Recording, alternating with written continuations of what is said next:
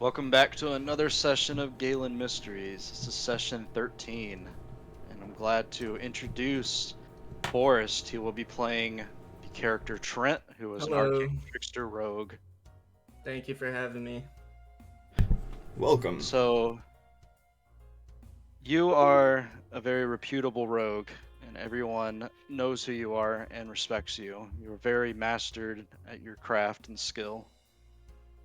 Um, this session doesn't start in Galen. It actually starts in a very far away land called Kyrish, and in this land is a port city known as the City of Hustle, but most people just call it Port Chiss. And this is where our session will begin, in a small tavern on the outskirts. Trent, Yes.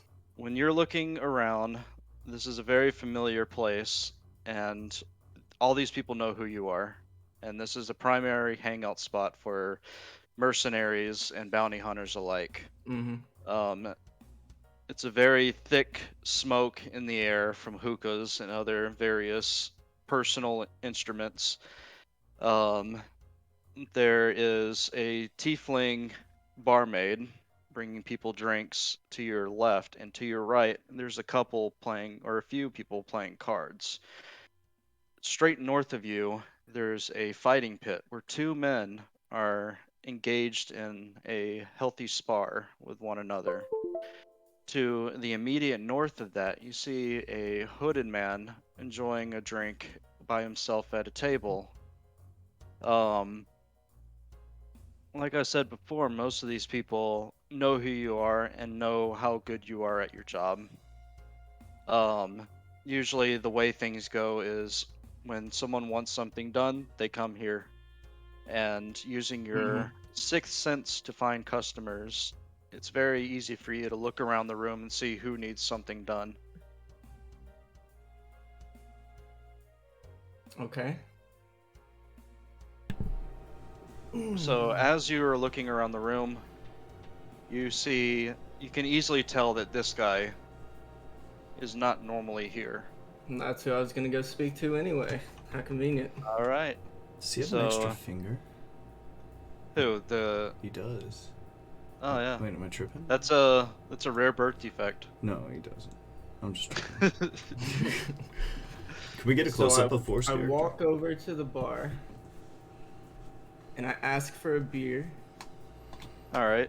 So and then I you say, walk you know what, make it double. And I He's grab like, 2 beers. sure thing, and it's on the house like always. Guy slides you 2 mugs. Of course, thank you kindly. I So walk you around the corner Oh, by and the I way, go and take up a real quick, seat. you can click and drag your token. I Oh, totally cool. failed to mention that. Yeah, Oh, yeah. So, yeah, I get the beers. yeah. And then I walk around. I walk up to this fellow. And I take a So seat. he says, so I get the best of them. I can tell you're not normally here. What brings you into my second home? You are Trent, yes? I've heard a great deal about you. You see, I'm offering a job that specifically requires your skill set. I have a partner, and this partner is a well-known member of the trade union here in town. The trade union, for a little context, they're like the governing body in Port Chis, and the city. All they care about is trade. All they care about is the merchants. Like Right. it's kind of like this is Port Chis is like the number one trade hub of the world. It's like Gotcha. It's like the Mecca. yeah, it's like the Mississippi River in a way, like like a city on the Mississippi. Mm-hmm. Uh, but he's like, this afternoon, my partner will be visiting an oasis outside of town to sell an item of great importance. Rumor has it, someone is paying a generous amount for it. This item in question is a pendant with a large diamond at the center, and I love my diamonds. However, the means of which you acquire this pendant aren't conventional. I'm giving you a bag, and inside this bag, 1,000 counterfeit coins. Nothing really resellable. You can't just take this and run. They're only brass inlaid with pyrite. So don't get caught with them. This is the range I imagined he'd sell it off for. You must find the man who plans to buy the pendant and take their place before my partner arrives. You will purchase it from him, and in return, give it to me before anyone figures out what happened. The reward will be substantial. If anyone is killed, the deal is off. The trade union has people there, and if things go south, you won't see or hear from me again. I'm counting on a job well done.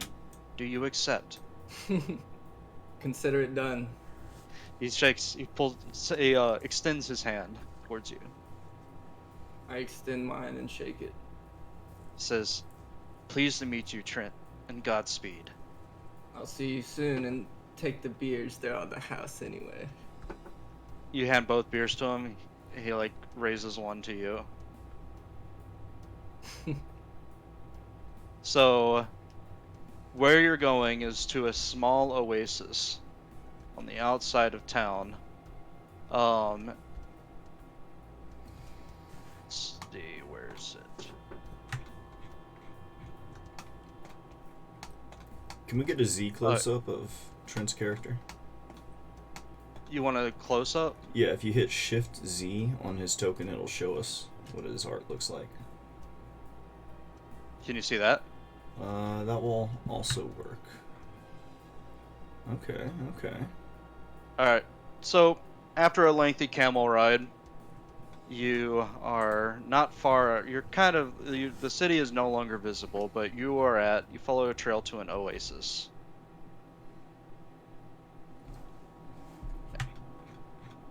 Damn.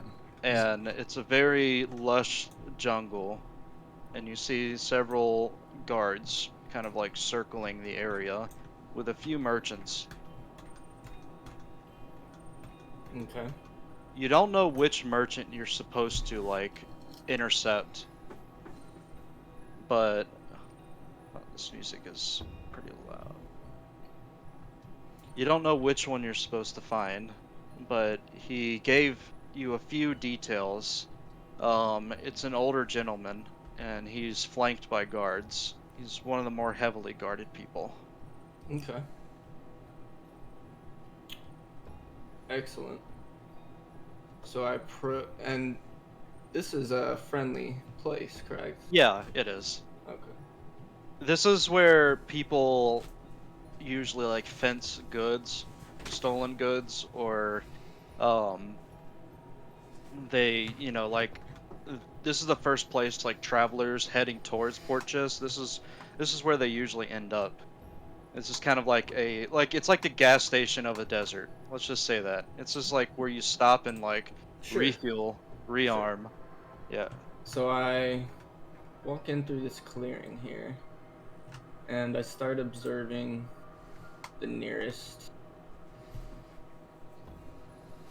So you look here. around and you see old guy. He has a pack camel and he's just like staring at you. And he's like, "Yes, friends, come here. I have many wares for you." Does he look old? He's old. He's old? Okay. Yeah. I'll say, well, you probably don't have what I'm looking for. It's a little bit more Oh? rare than your usual. I have many Great. rare items. It's a specific diamond necklace. A diamond necklace. Don't have any of that, but he like searches through his inventory and it's like, I have this, and he like hands you he hands a scroll, or like he doesn't hand you a scroll, but he like shows you a scroll. Those aren't diamonds. It's just like, I huh. walk away. How about this gentleman? What does he look like? That's the guy you were just talking to. I was next to this guy. Oh, that's a guard. That's a guard. Okay. Yeah, it's a patrol. Okay. So So those are all guards. yeah, Are all the all of these icons guards? the ones that are on camels, yes, they're kind of just like patrolling the area, making sure there's no like thieves or anything. So a lot of these tents are like where the merchants would be in. So I want to kind of walk around the corner here. And I would like to cast friends on this merchant here Okay. from a So distance so that no one can see me. he is charmed. All right. So you cast friends on him. What do you do now? You're gonna go back to him? I go back to him and I want to ask him again. I want to say, are you sure you don't have any kind of rare necklace that I could buy for 1,000 gold pieces? Thousands, a very generous price. But no, I don't have what you're looking for, sir. Hmm.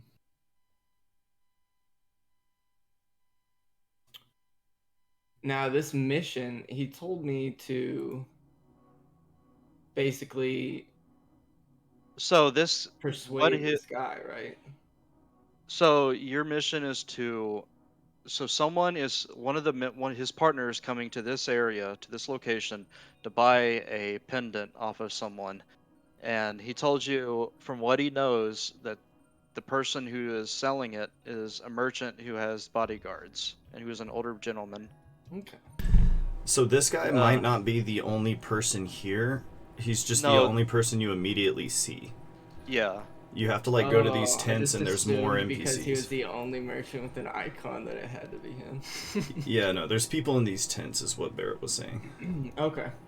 So I'm just gonna take a look in each tent, looking for an older gentleman who has an extraordinary amount of So you guards. look through each of these tents and there's like some people are just sleeping in them. Like you gather that they're just like the smaller ones are for sleeping, but the bigger ones, as you like peek into each one, there's various like goods and merchants that are like selling them, but none so far that you can see have bodyguards.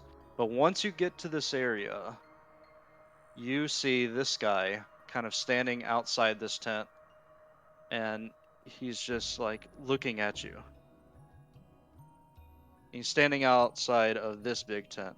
Is this a merchant or a guard? It looks to be a guard. And there's another one that is right next to it. Okay. And so they're looking at me. Yeah. How? And Like they're just just like just looking? cautious. They're cautious, but they're just like, is there Okay. something we can help you with? I say yes. I'm looking to make a very high-priced offer on a certain good that a merchant around here has, but I haven't quite found him yet. Is there a chance he's in this tent? Oh, this guy's gonna like go in and disappear while the other guy like stands and watches you. And then moments later, this man is going to step out. Can you wait? Oh, he's not on the right layer.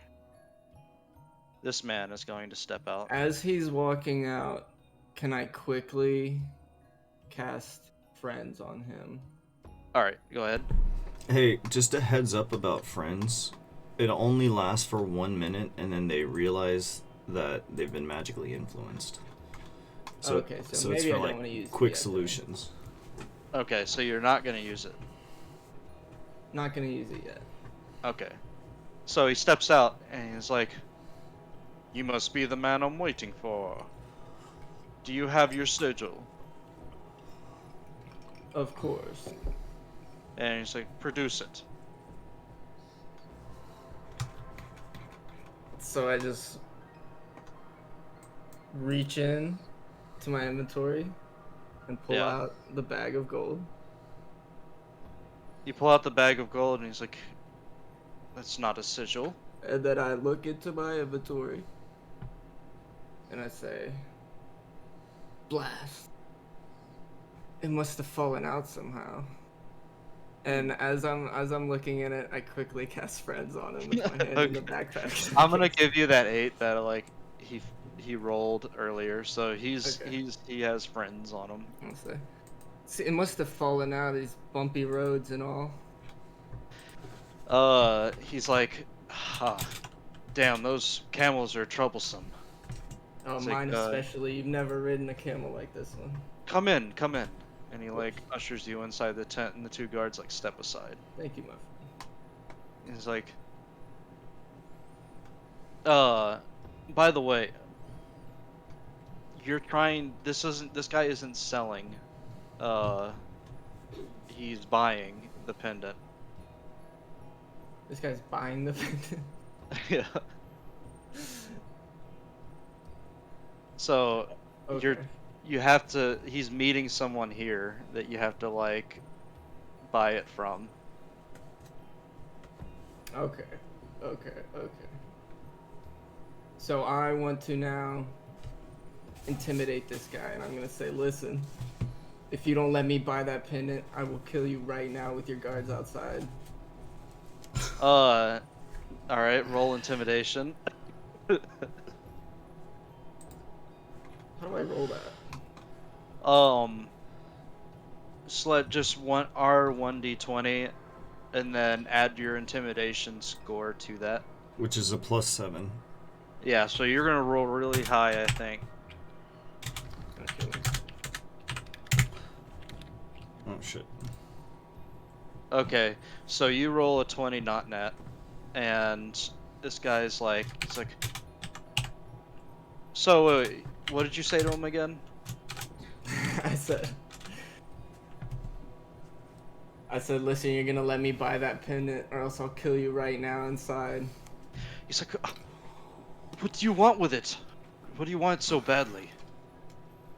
I was hired by somebody very powerful, and he wants it, and your life is worth taking for it. So I suggest that you just play it cool, my friend, so that you can live to see other pendants with other beauties. He's like, but they don't know who you are. And I say, How that's do you why know which you're man gonna is? buy it for me And he says, with this gold that I will provide for you. and that's it, and you'll spare my life. Of course. But if I even get a inkling that something is gonna go wrong, your ass is dust. He gets the picture. His ass will be dust in the sand. All And I right. say, you will tell your guards that it's okay for me to remain here. I'm gonna All right. get in like a side room or something. Yeah, so you dip off into like a side of the tent, and he's gonna like disappear. He's gonna walk out. Oh wait, no, you want him to stay and buy it. Duh. Yeah, I Okay. want him to stand by it, All and I right. want So to he tell him. I nervously want to like tell him stands I there. have 3 other people as skilled as me hiding outside this tent, and we will slaughter all your guards if you try anything. Okay. So as you're like hiding there, uh, you hear like footsteps and shuffling outside, and one of the guards is gonna come in and it's gonna be, sir, your buyer's arrived, and he's gonna step back out, and as that happens, multiple guards are going to shift into the area and shuffle into the area, taking up a small perimeter, That's a lot of guards. as this guy is going to come into the tent. He's say, so you have my jewel. This guy's gonna say, you have my jewel, and the other guy is be like, yes. I believe you're paying top value for this, and I'm glad too. I need the money more than anyone else. And he's going to hand out your gold that you gave, and with a deception of 13. Actually, that's like 15. This guy, ooh, okay, but it passes anyways. This guy is going to hand the gold and then exchange, and he pulls out this long gold pendant, and the diamond is like massive on this thing, and he like hands it over to him in exchange for your counterfeit coins. and this guy's gonna like bow and then start to leave. Okay. I quickly peek over and I cast. I don't cast anything. Oh wait, what are you gonna do? I just walk over to this fellow and I say, "Well done. You've done Um, more than you know." he And I hands you just the hand it pendant with a over. shaking hand, and he says, "Yes, I did what you asked. Now please leave me alone." I put Roll my me, hand and reach out on his shoulder and I say, "You've done more than you know. Just relax, my friend. roll Everything me is going to a be okay." perception check. Oh my god. What the fuck? You don't hear it. All right, keep going. You Wait, don't I feel have it. to add my perception to that, right? So Oh, it's only what's your? +1. Okay, yeah, you don't feel anything. Okay. Okay. All right, so what do you say to him? So I tell him everything's gonna be okay and he can relax. And then I sneak out back of this tent. So as you're sneaking out, you see in the distance a massive sandstorm barreling towards you. You feel the air become thicker as your ears begin to pop. The edge of the tent starts to flap violently as one of the merchant's bodyguards leaves the tent frantically. A storm is here! The inside of the tent becomes a cacophony of swirling sand and canvas. Snaps are being heard as several tents start to uproot, and you are greeted by the dark red hue of the sky above. The sound of several men yelling and fleeing is drowned out by the howling gale around you as you feel the sand stinging your eyes and face. Your feet feel sluggish as the sand starts to envelop you. After minutes, the surrounding storm begins to cease. But I need you to roll me a survival check as sand envelops this entire oasis. And let's see, let's change this. Oof, it's only 3. 3 All total. right, so you are buried alive. Um, you must make a DC 13 or above strength check to dig yourself out. Every 30 seconds that passes, every failed check, um, you have basically like 4 tries at this. So I'm rolling strength. Yeah. Oof. All right, that's 1. There you go.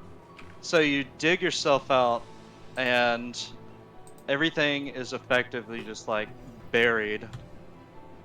Could you Um, possibly turn the music down slightly? yeah, it's really loud. So Okay, it, sorry. it's actually okay. Just go up to the gear in the upper right hand corner and adjust your personal music volume. Because having it up allows me to monitor it for the recording. Gotcha. Okay, I see. Thank you. Dude, I Alright. love So this song. everything is buried around you, and as you're digging yourself out, the sandstorm had ceased except for a lone cyclone that sits high above you. Okay. So Can after I? a while, what do you Oh, do? I'm sorry. Keep going.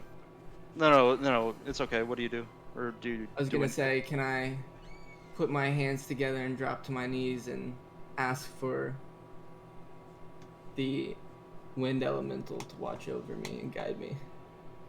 You fall to your hands and knees, and the wind elemental looks down upon you expectantly, and you ask for God. What do you say exactly? For safe passage and to guide my journey.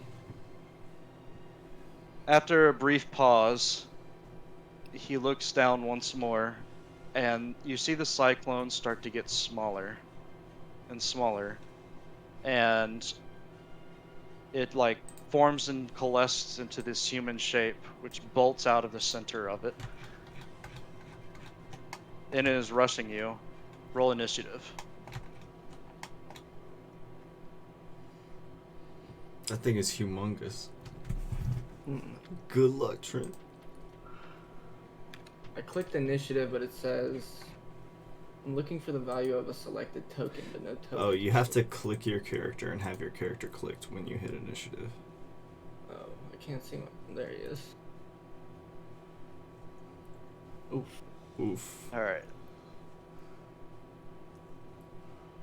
All right, so this thing is going to go first, and it's going to hit you for a whopping 27. And Holy even though it crap. like borderline kills you, or it does kill you, or not kill you, incapacitates you, you fall to your hands and knees for real this time. And it like looks over you and just like without any words extends a hand. And you're just able to like see all this. You're not unconscious. What do you do? Well, okay, do I feel like it wants to give me a hand and help me up, or do I feel like it wants something? Roll insight.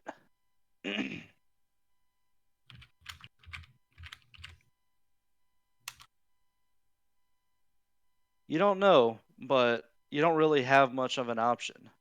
This thing Alright, just I like just. I, sliced you open. this thing looks huge, so I guess I would just like jump into its hand.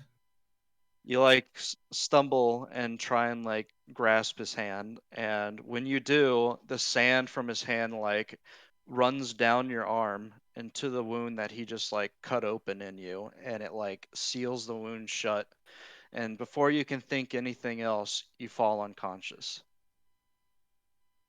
Ugh. Uh, Let me get this token real quick. So you're unconscious. That's not the right one.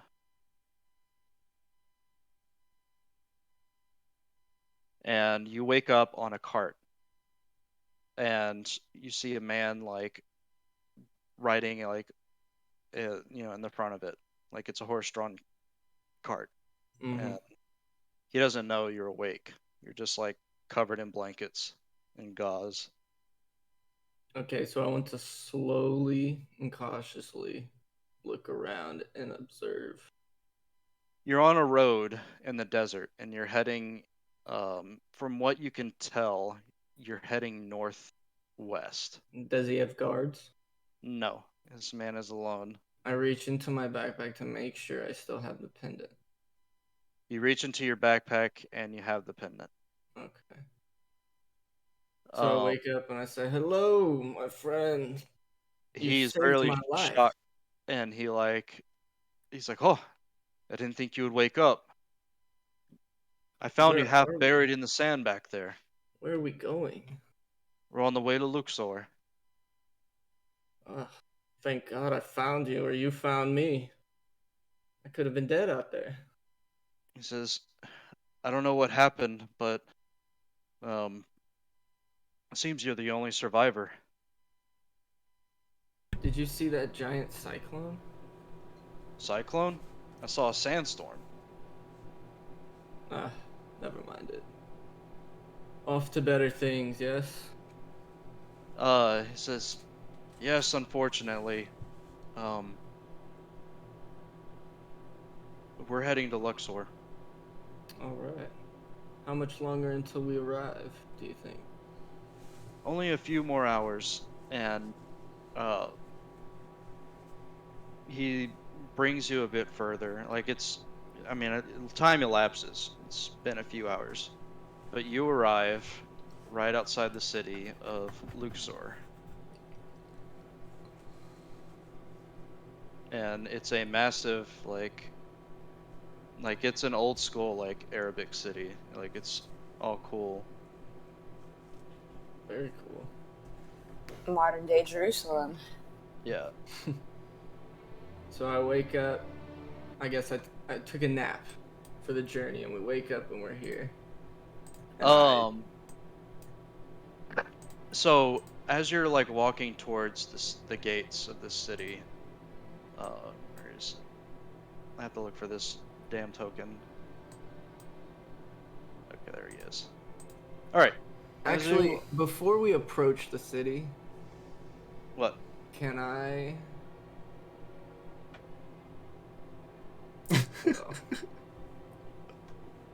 yeah. So I'm gonna tell my friend. I'm gonna be like, look, I'm known to have a bad reputation in certain places of the world, so I'm gonna wear this disguise. Just don't mention it. And I use a disguise kit. Alright, so you put on your disguise kit and you start to head into the town. Alright.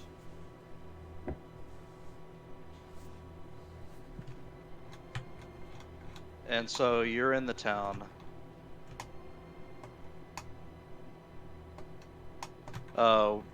So this is you know of this town. It's the city of Luxor, and it's along the river leading to Port Chis. And it's like a town that's like full of royalty and rich. And this is like where the trade union members go to like live. Like Right. they don't live in Port Chis, they live here. Right. You know one guy, his name is Mudalak, and he is one of your friends in the trade union. He lives over in this area, like underneath the spire. Okay. So do you go see him? I do. All right. You head over to him, and he's like, "Ah, friend, Greetings. Long time. I heard about your misfortune." You know what I'm even more impressed by is that you can tell it's me under this disguise. Oh, that's right. You're disgusted. He doesn't know who you are. You knock at his door. I'm retconning it then. You knock at his door, and he's like, "Yes, do I know you?" And then I say, it's me, and I quickly whip out of my disguise. Okay, and then he's like, "Oh, Trent, good to see you. How have you Uh, been, my friend? Sad to hear your misfortunes in Port Chis. Uh, It's a shame." can't steal them all. Too bad. Well, unfortunately, I can't get you out of a bind this time. Oh, I'm just here to catch up, my friend. What will you do now that you're banished from Port Chis? What will I do? The same thing I've always done, whatever I want. He like laughs. It's like, yes, but I believe it's serious this time. I heard that a lot of people disappeared at the oasis, and they think it's you. Me. It was a coincidence. I can't control sandstorms. Who Ah, do you think I it's am? not what the rumors are, but I believe you. Let So, alone solo wipe out an entire oasis filled with merchants and their guards. How could they blame me? while you're here, I have a mission for you, and in exchange, I can put in good word. Tell me about this mission. So, I have a daughter. You're down on your luck, and I can sense the desperation. I know what you saw out there, and killing an entire merchant group isn't who you are. I've heard of elementals, and they're gruesome creatures. Well, my daughter, she decided to leave me a long time ago. But she didn't leave empty-handed. She left for a greater calling and took something from us. A dagger that had been in our family for generations. This dagger has properties that I find very valuable. Magical properties. And I would like to be reunited with it. Don't you think it should finally be put to good use after just sitting around in this place for so long? Well, yes, but I'd rather not destroy it. It's Say a no tre- more, my friend. We've gone too far back. I'll get you your dagger. You don't even have to worry. He like puts a hand on your shoulder. You mustn't kill her. I If you would can bring never. the weapon back, Port Chis is yours again. shall be done, Yeah. my friend. He like hands you a rough sketch of the dagger. It's- Now, what does your daughter look like? Can you see the handout on the screen? No. Hit the show to players button, maybe?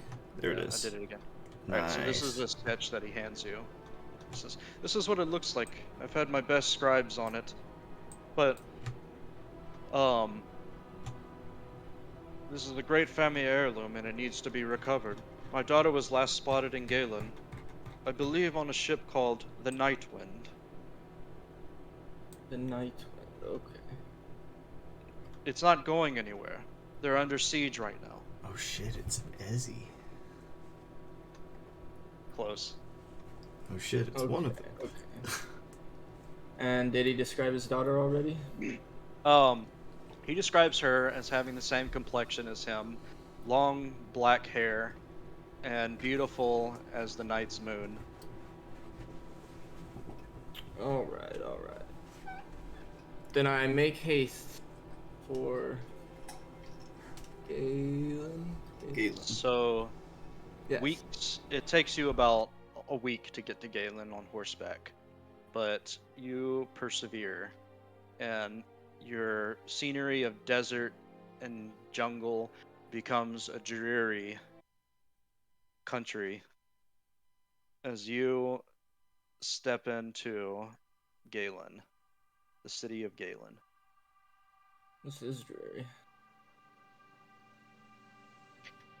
To your right, you notice something you've never quite seen before. A large statue of a man holding out a bag of gold. As tall as a two-story house. I keep walking. Notice the orphanage. I keep walking. I'm looking- Sorry. You notice the orphanage. Yeah. Where and do you go? I keep going east All right. along this river. So you're just walking along the street and you see like fiery banners everywhere. Um, you see towards the north, you see a large statue with two like torches in hand, and this statue is like one of the tallest things in the city. You also notice to the north, farther to the north, that like scaffolding is being set up around what seems to be the perimeter of the city, kind of like going around, if I can use my arrow. How do you do it? Oh, there you go. Like going like this, like kind of like around it, like as if they're building Right. walls. So I'm standing near the statue. Do I see anybody around me? You see several people. Like there's like a hustle and bustle in the city right now. This is like mid-morning when you arrive. So I lean over to the closest person to me and I say, "Excuse me, I haven't been here in a while. How long has this statue been here?" The guy like excitedly turns towards you. He's like, "Wow, this is Ariartia, the daughter of Kabuntu, the protector of this city. I The see. statue's been up for about a week, but you're in good hands when you're here." What about the perimeters that they're placing outside of the city? Well, unfortunately, with great tidings comes great war, and Galen isn't short of it. Isn't short of either. Who's been warring against Galen? So you know that the Mor'dani Empire to the north is very encroaching of territory, and they've been at war with Galen for like centuries. Okay. I They've say, just thank you for the information, on a my push friend. I and must pull. be on my way. He says, "Thank you, and may your blessings be in the fire of Ariartia." And he turns back to the statue. So I proceed to walk on down here to the port. To the port. You walk down to the port, and you see a bunch of ships.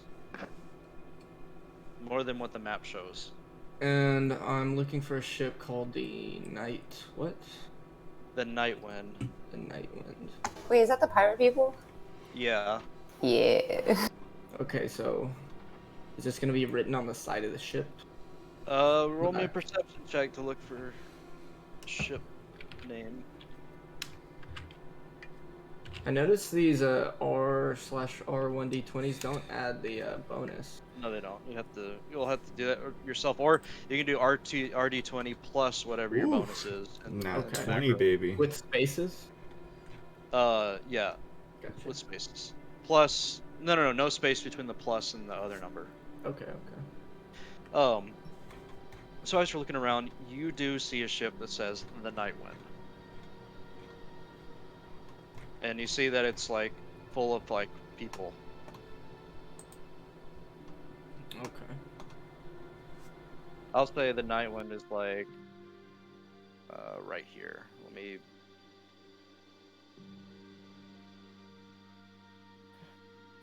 text.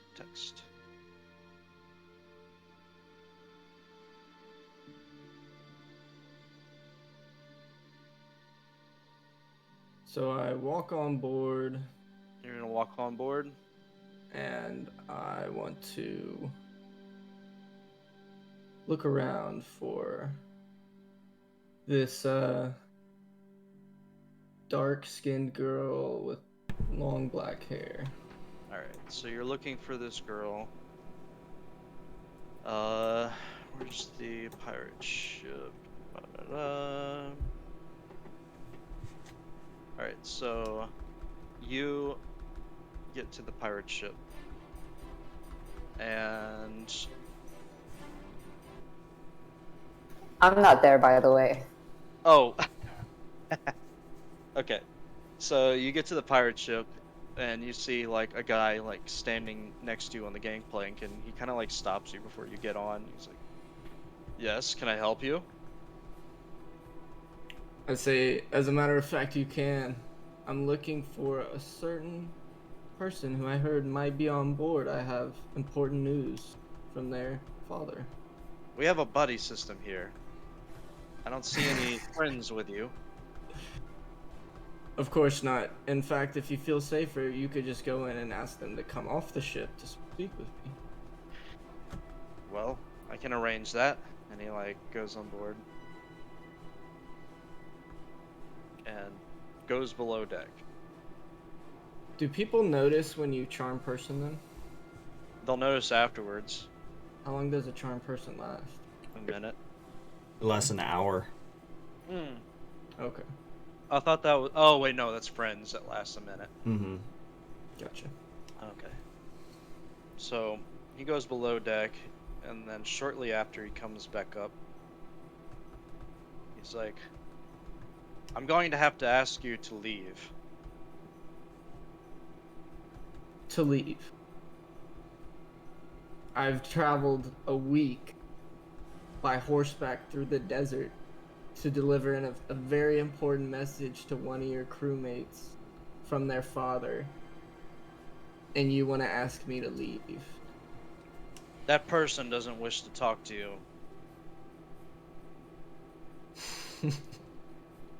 Are you wearing a disguise or not? No, I'm not. Yeah. It's like, Alright. It's pretty shady. Throw his ass in the water. Okay. So wait, what's shady about this? There's nothing shady about me. So you asked for like a dark-skinned girl, or like you're looking for a dark-skinned girl. Like you described the person to him. Right, and she he just didn't want to sounded- talk. She just didn't want to talk. Well, So- it's a possibility she knows what's up. Like she knows. Are any of my teammates soon to be on this boat? Or Or is this just a random boat?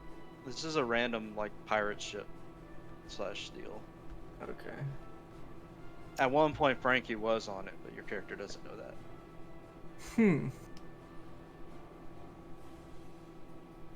Okay. He just So- stands there like looking at you. So I'm going to say, all right, have it your way. And as soon as he turns around, not to face me, I want to cast Charm Person on him. All right. So he turns around and you cast Charm. Ooh, and he's charmed. Alright. Okay.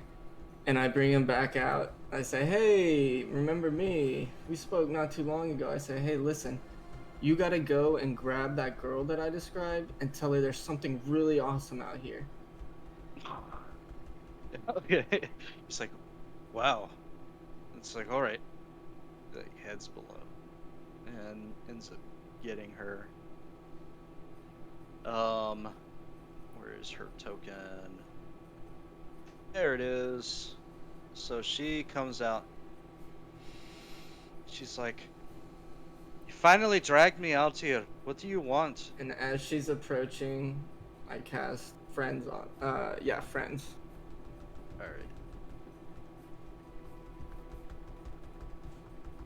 What's your DC for that? Friends? What does that roll with?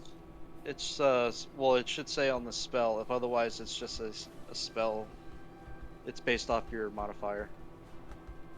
So you're asking for the modifier, right? Well, no, like, okay, hold on. What does friends? I need to like read this spell so I can get a good scope of it. So you use it on yourself, and you get advantage to all charisma checks. And at the end of it, they know that magic has been used on them. Oh, I had the wrong. Yeah. This, I don't know. I don't like it the way it's written. Yeah, I think there should be a DC on this and not like. It's just kind of weird. I think there should be a DC on it if you're gonna do that, and like the implication that they're somehow sore afterwards, like, just ruins the spell. Yeah, I don't think it should be sore afterwards. Okay. What's your charisma? Or what, this is based off of charisma, so yeah, what's your modifier for My charisma? modifier for charisma is +3, I believe. +3. Okay. What would the DC be? Like a DC 12 in this case? So it'd be 8 plus proficiency +3. So 5, 8 plus 5. So DC 13. Okay, so she passes. She's like, I don't know who you are, Oh but you shit! better get off this ship now. I wanna cast a luck. Use one of my luckies. Ooh. Let me roll that for you so I can read it too. Alright.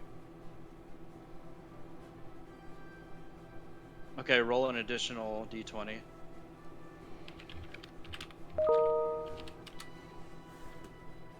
Ah, no dice.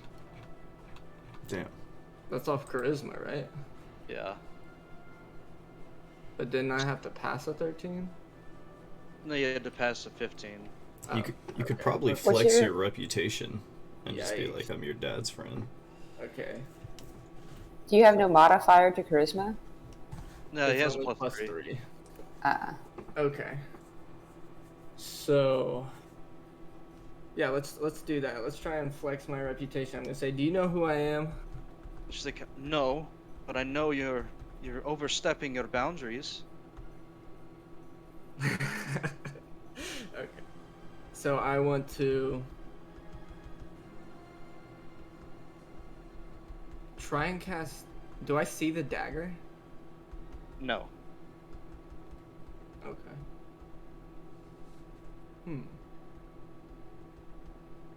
So I'm gonna intimidate her. And I'm gonna say, look, your dad sent me here, and I've been going through the desert for a week, and I am very, very powerful. I'm known as the most fearsome of the seas, and if you don't go and retrieve the family dagger and bring it to me right now, I will have this whole crew slaughtered and this ship destroyed. And if you think I'm bluffing, you've got another thing coming. Alright, so she is scared. And she's gonna like back away and like whistle. And a lot of these like guys are gonna like kind of like shuffle behind her. And eventually, like, the rest of the crew is gonna come out from below as well. Okay, so as I see these people coming up, I quickly duck behind this little wall and I disguise myself. All right. And then I just kind of stand like, over here somewhere I don't look too obvious. I'm just looking at the ocean. All right. There's like a bunch of people like around you, like not looking at you, but just kind of like walking along the port side. So as this is all going on, back in the rest of Galen. No, I didn't want to drag that on. Okay. So back in the rest of Galen, you guys are all waking up from your slumber in the orphanage. Iku, Francesca, and Tajgroth.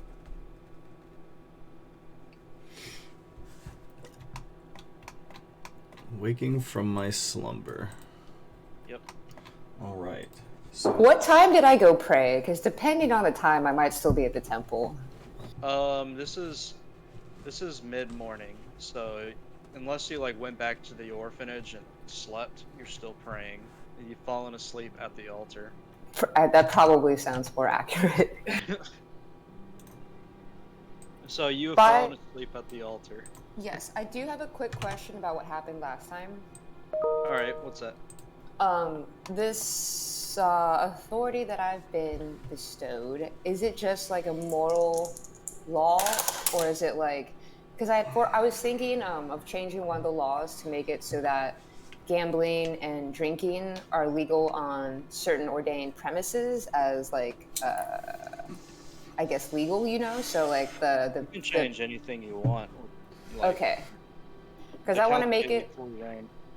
cool. I want to make it so that like bars and places that want to sell alcohol and gamble have to go through the city to get a license essentially, and anything they sell they have to give 10% of their revenue to the city as to remain open as legal sources of alcohol and gambling, but anything outside would be illegal and then you could be arrested for. Whatever ideas you have, just go talk to Ambassador Rhea and they'll set it up for you. And they'll like Okay. send out flyers. Okay, I just wanted to know what I could change before I started changing everything. Yeah, you can basically change anything you want. Like you're a demigod to them right now. This is magnificent. What? Oh, I'm so excited. Okay, well that's gonna be one of my rules, so I'll probably go talk to Ray about that as soon as I wake up. Be like, oh fuck. Anything you want to do right now? I would like to find Renaud. Okay. Iku, Renaud would be at the infirmary. That's where Murphy said he took him. Okay. At the cave incident. Then I will make my way over to go see Iku, him. as you're walking down the road, you see several like carriages leaving the city, and upon further inspection, they seem to be carrying women and children. They are shipping women and children into the city? Out of the city. Out of the city. Why Yeah, the but fuck they're would they all, be like, doing that? They're all frail looking. Frail looking women and children. And they're being shipped in like boxes or cages? No, they're like all like they're like in covered wagons, kind of like like leaving. What like the they're all fuck? packed up and leaving. They're packed and leaving. Yeah, it's like 3 carriages. It's not a whole Willingly? lot. Does it look like they are being... Willingly, Okay. they're not bound. Okay, I was like, holy They're not fuck. in cages. They're not bound. This is some they're Holocaust shit. Okay. just leaving. Okay. All these people are leaving. What the fuck? Okay. Is there anyone around I can inquire about that too? You can try and stop one of the carriages. Can I just keep pace behind one of the carriages? Like It's just... pretty fast. Oh, they're like flying out of here? Okay. Yeah. Okay, can I just stop anyone who's around and say like, Good morning, my friend. I was just curious. What's the nature with these carriages full of people fleeing the city?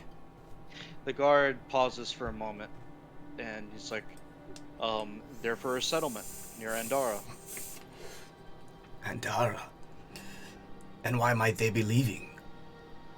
Well, obviously, the mining has been very fruitful there, and we'd like to set up some permanent homes. Interesting. Andara, eh? And people are migrating from Galen there en masse. I wouldn't say in mass, but we're sending who we can. I hope they Plus- bring our ways with them. With the looming war, maybe it's safer for women and children to be out of the city. Perhaps. Perhaps these walls will keep us safe. Sort of You gesture. look around and you see like scaffolding, and it's actually kind of neat. Just after like one night, people like you see like the foundations being like laid and everything like that for these walls. Yeah, they don't waste time. That's nice. Okay. So you go to the infirmary, correct? Yes. I'm checking in on old Renaud. So you If get to anybody the- else wants to do something, I don't want to hold the spotlight for too long. So you're going to check on Renaud, and then you're going to let somebody else do something. Yeah, before I like have a conversation with him. Okay. Tajgroth, what do you want to do? Can you hear me? Yeah. So how many days later is this? So when Trent got here, it was like the next morning. Like all that RP happened like a week before in the timeline. Yeah, so we just got saved by Guard Captain Murphy yesterday, and then they told us that Frankie is now like has the authority to make law as the religious leader of the city. Yeah. Okay, I think Taj Groth is going to. I think he's going to go to the temple and pray. He probably is going to pray to. Trying to When decide. did you send that letter? When did you send that I when? can you hear me? Yes. I'm having troubles. I sent that the night. Shoot, it was at night, like when everyone was like dispersed. It was Okay, like last so I can't Saturday. remember the exact time that I sent it. 2 nights ago, roughly. So did I already meet up with him? No, you haven't. So you leave the orphanage and a messenger comes and hands you the letter, and it's what I sent you in the Discord. It's in Discord, that's what it reads, but it's in the handouts section in case you want to go back and look at it.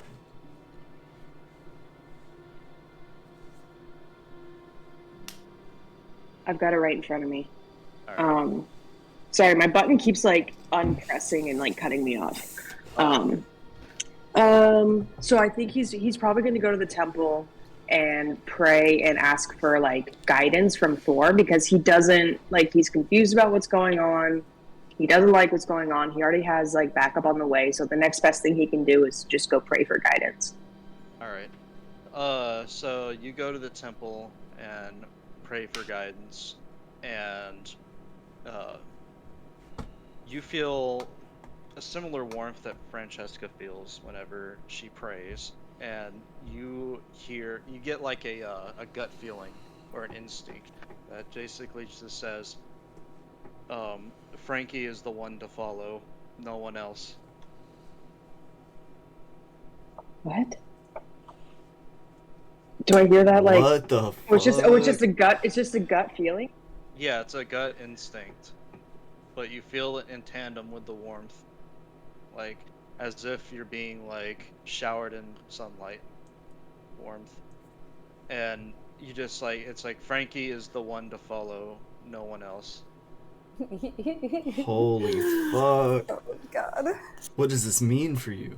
What does this mean? I don't know. Can I do like while he's in prayer? Can he do any sort of insight check or something to make sure that this is a feeling coming from the heavens and not like some Yeah, artificially implanted feeling? roll insight. I don't know what you're talking about. Oh, I just laughed so hard. So to give Thor some context, her religion believes that Thor is the Herald of Azael, not Francesca. Okay. So this is running directly contrary to everything she's learned up until now. So Toshroth is key. this feels like the real deal, but you feel like there's always been more than one herald.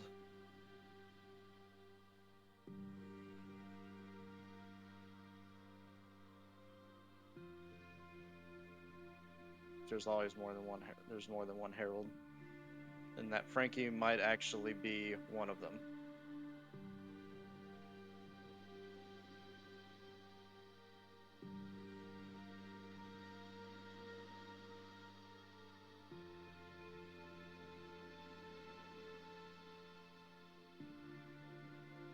But you've never felt that before about. You never received that form of guidance. Wait, what?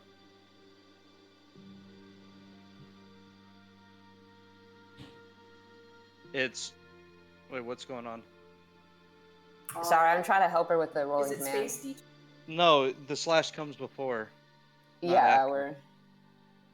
And then space. So like the slash R1. Did it work? She's got it now. Okay, never mind.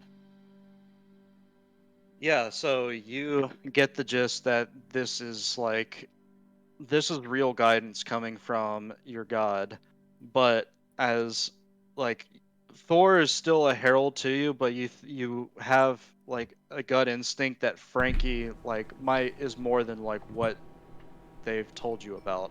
Like you were sent there to assist her, but you didn't know you'd be assisting a potential demigod or herald. Like she has more power than you could have imagined. Are we living fables right now? Yes. Barrett, I might wreck your game later. I'm sorry. I gotta think of my rules. Okay. Originally, I was thinking of just following the same Bible and just like putting Nice. them. I love that laugh. I still That's might fine. do that. I still might do Scott- that, but I gotta think. Sky is the limit. Alright.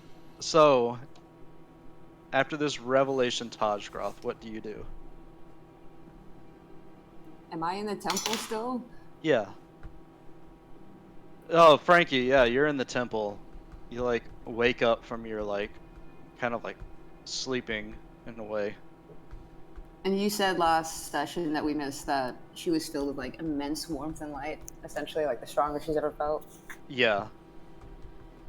Okay, having felt that and being suddenly woken up and fallen asleep at the altar, she's gonna the last thing she remembers is that feeling. And so I think, yeah, I'll go run to the city council Rhea to at least enact this one law first, because she's like, all right, I've been given this power, I'm gonna use it, let's go, let's start this.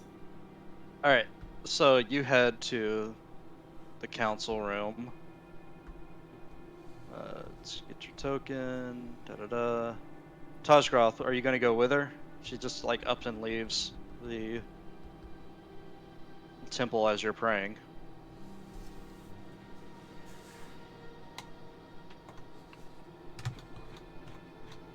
Yeah, I guess I'll go with her. Yeah. Okay, so you both go to the council room.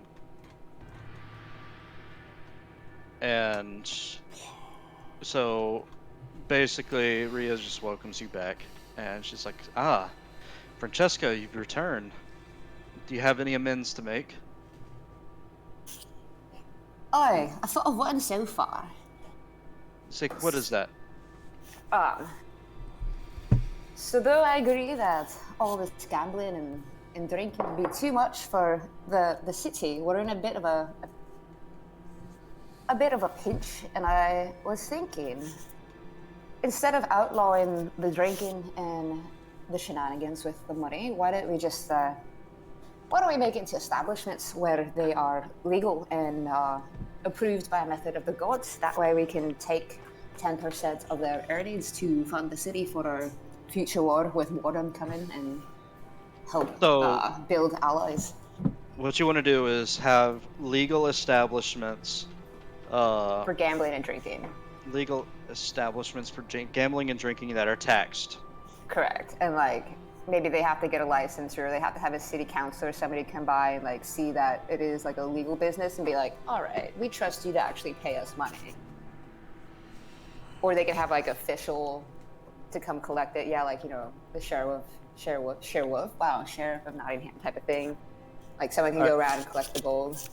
So, legal establishments for gambling and drinking subject to tax is what you've Correct. changed. And anything outside of those ordained places will be punishable by law. Okay. All right.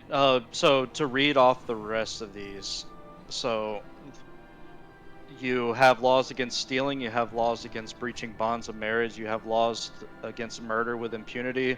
There's laws against blasphemy, laws against failing to fulfill chosen duties in service to the city, and laws against treason.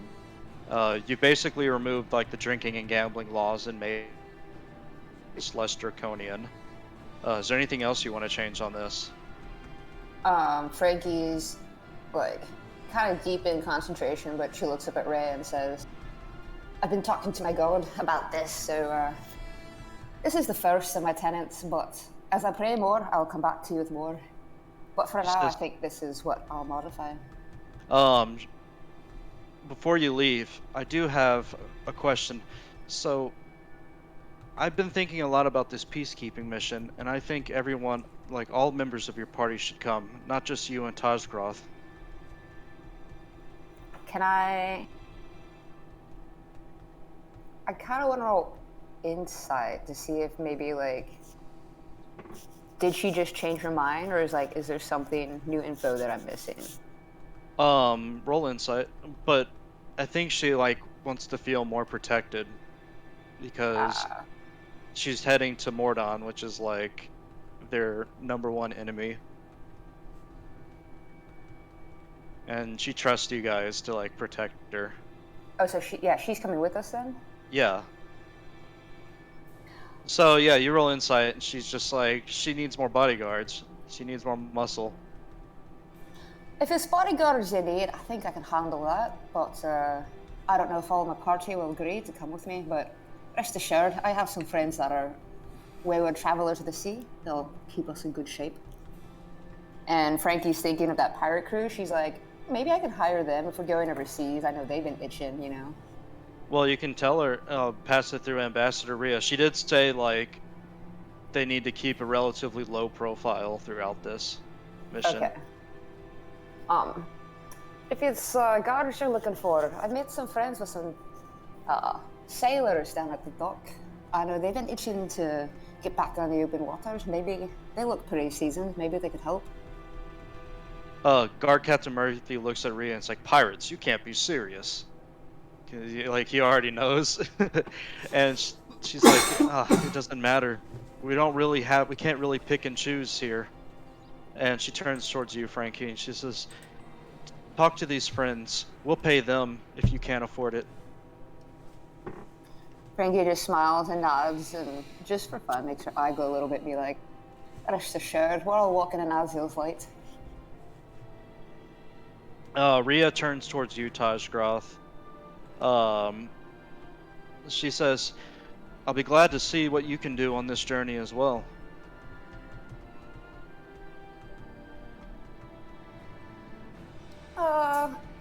Anyway, that was about all I had to say, but I did wonder if you were thinking about sending emissaries to our neighbors to strengthen our bonds, because worst case scenario, if Mor'dan does come across, we're just the first line of defense, and our neighbors might be next. We might need to see if we cannot promote trade. I've sent a peace envoy to Kyrish, if that's what you're asking. Alright, good news indeed. How many days do we have until she wants to leave again? She wants to leave in 3 days. Right, we're a busy lady, so am I, doing God's work and all, so I'll leave you to it and I'll go talk to those pirates. Alright, so you guys are leaving. Tajgroth, what do you want to do?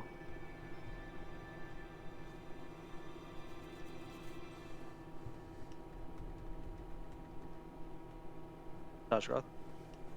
Yeah, sorry, I'm here. I'm thinking about my next move. You guys are back in Galen. Okay. Outside.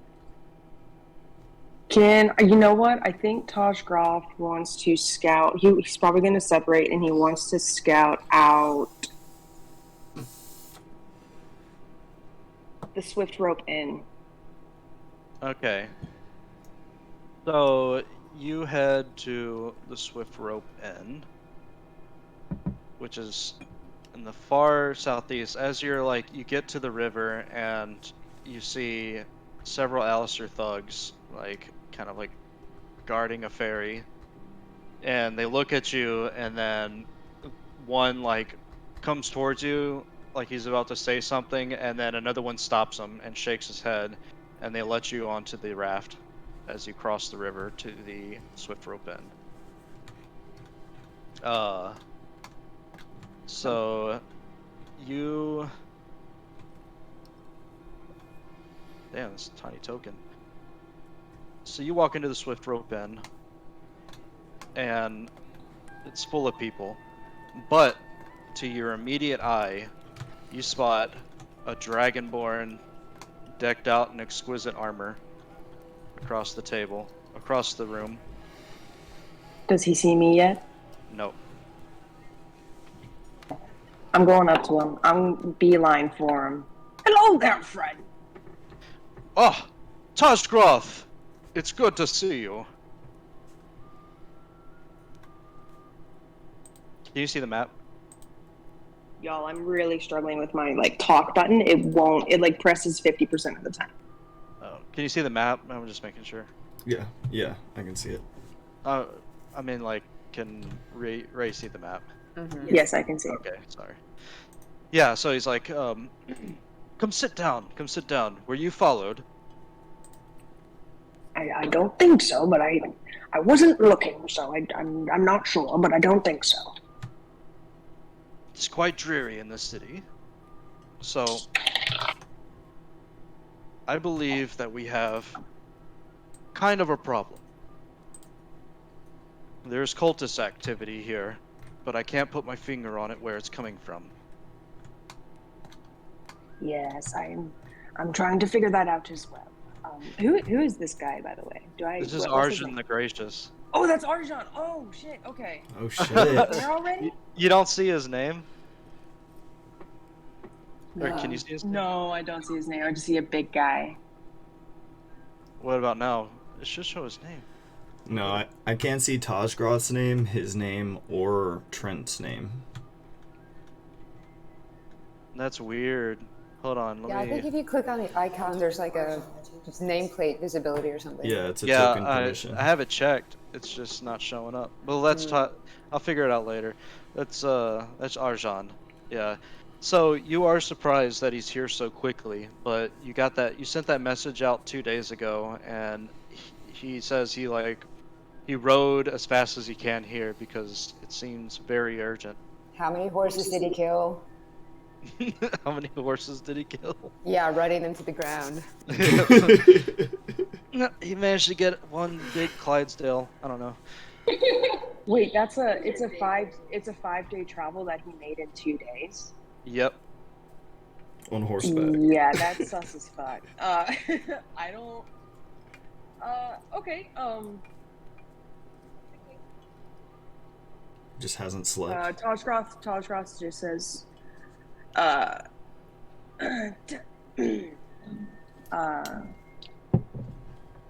me about your travels. How did you get here? How was your travel here? I had the light of Aziel and the resolve of Thor guiding me here. I rode day and night without sleep. And as you are talking to him, you can see the dark under his eyes. He definitely has a huge sense of urgency in this one. I'm going to look at him straight in the eyes. I'm going to read his face when I do this to see if there's even the slightest bit of surprise. As I'm looking him straight in the eyes, my eyes are going to turn completely cloudy, like white, completely white, no iris, no pupil, nothing. And then they're going to go back to icy blue and see if he has any reaction to that. All right. So you do your I assume changeling ability, right? Yeah. That's what, yeah. So you do that, and he's like Tajgroth, what's with the trickery?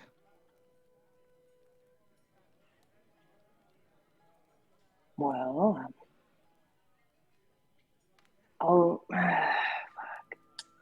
Hold on, one sec.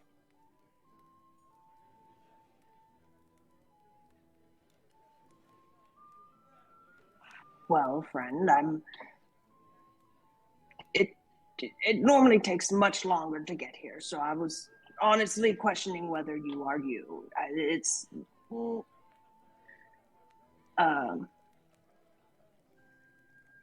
just going through the checks and balances to make sure you are who you say you are. Like, I understand. I'm quite surprised you, I can see that. But I am me, and you are you. Okay. All right, so then Toshgroth is gonna kind of sit down with them and just tell them what's been going on. Wait a second. Insight check to make sure there's no one peeping. Oh yeah, well he's gonna ask, he's like, were you followed? I don't think so, but if we would like to go to another location, that could be safest. It's like, I think here is good. I have a room upstairs. Well, why don't we go there? It's like, alright, fair enough. And he walks up, he leads you upstairs to a room. This one. And he's like, what I must tell you is very important. But I think we have a wizard in our midst, here in this city. A wizard? All these Ubuntu symbols in the next room. He doesn't know they're there. Oh my god, the irony. I know, I was like, that's this room. Holy fuck.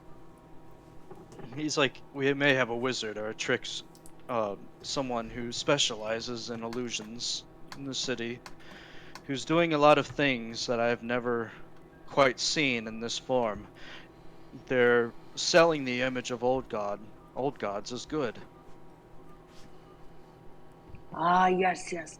That has been my main concern these past few days. What are we to do? We can only watch and wait and trying to find out the source of this. I assume you have friends here. You found Frankie? I do, yes. I found Frankie. I also have Frankie was with a man named Ihu, and there was another girl named what was that other girl's name at the very beginning? Emily? Emily, yeah. Morgan? And what of Arthurlus? Oh, Morgan, yeah. Yeah, Morgan. You only met Morgan for a brief moment. He's like, what of Arthurlus? Have you discovered him yet? Arthurlus? No, not him. I haven't come across him yet. Strange, Frankie, to be without our brother. Wait, I can only doesn't know, right? No, you do know that Arthurlus is Frankie's brother. You just don't know that Iku is that person. Oh, unless Frankie told you. Okay. But I don't remember. I did not. Okay. So I yeah. just changed the subject. So he's like, I can only operate from here. I don't want to be spotted. I want to keep my cover low. Yes, that's understandable. All right. I will keep my eyes peeled for the wizard creating these blasphemous illusions. He says, be on your guard, Toshroth. Great evil is afoot. Of course, blessed be the thunder above. And is that all you want to tell him? So what he knows is you sent him the transcript from Old Gods of Order, and you told him you found Frankie and you haven't found Arthurlus. So far he just knows that, and he also knows that like the images that you have been seeing. I don't wait. Did you tell him about the images themselves? You just told him about like there's a book, like a Bible, being like shipped around the city. Now that we're in person, I've probably filled him in on everything I've seen, and like, because I remember when Iku was doing those like visions above the statue, Toshgroth didn't know who it was, but he was suspicious. Okay. So So, Toshgoth just relays his suspicions and everything he's seen. so you did tell. Okay, so what he knows is he knows that there's like somebody out there who's using advanced magic to like make images of these gods, of these old gods. He's seen the statues when he came into. He does tell you about that, how like they've been like bastardized and misshapen Oh my god. This into guy's like gods of good instead of like what they originally. And yeah, like he'll tell you about like what the old gods are actually are. So he tells you like what they are and like what they really mean and how people worship them. And this is really evil shit that like these old gods have been transformed from. Oh, this guy's gotta go. That's why Frankie's pissed too. She's like, what the fuck? Yeah, this is really evil shit, Toshgrad. So like people who speak in favor of these like old gods of order are likely like either misled or evil themselves. Okay. I think the other thing, one last thing that Toshgoth wants to relay is that he is going to say, Master Arjan, I was praying earlier today and I got this feeling. I was seeking guidance in this with this issue, and I got this feeling that I was on the right path with Frankie. Our teachings say different, but I can't ignore that feeling that I had whilst praying.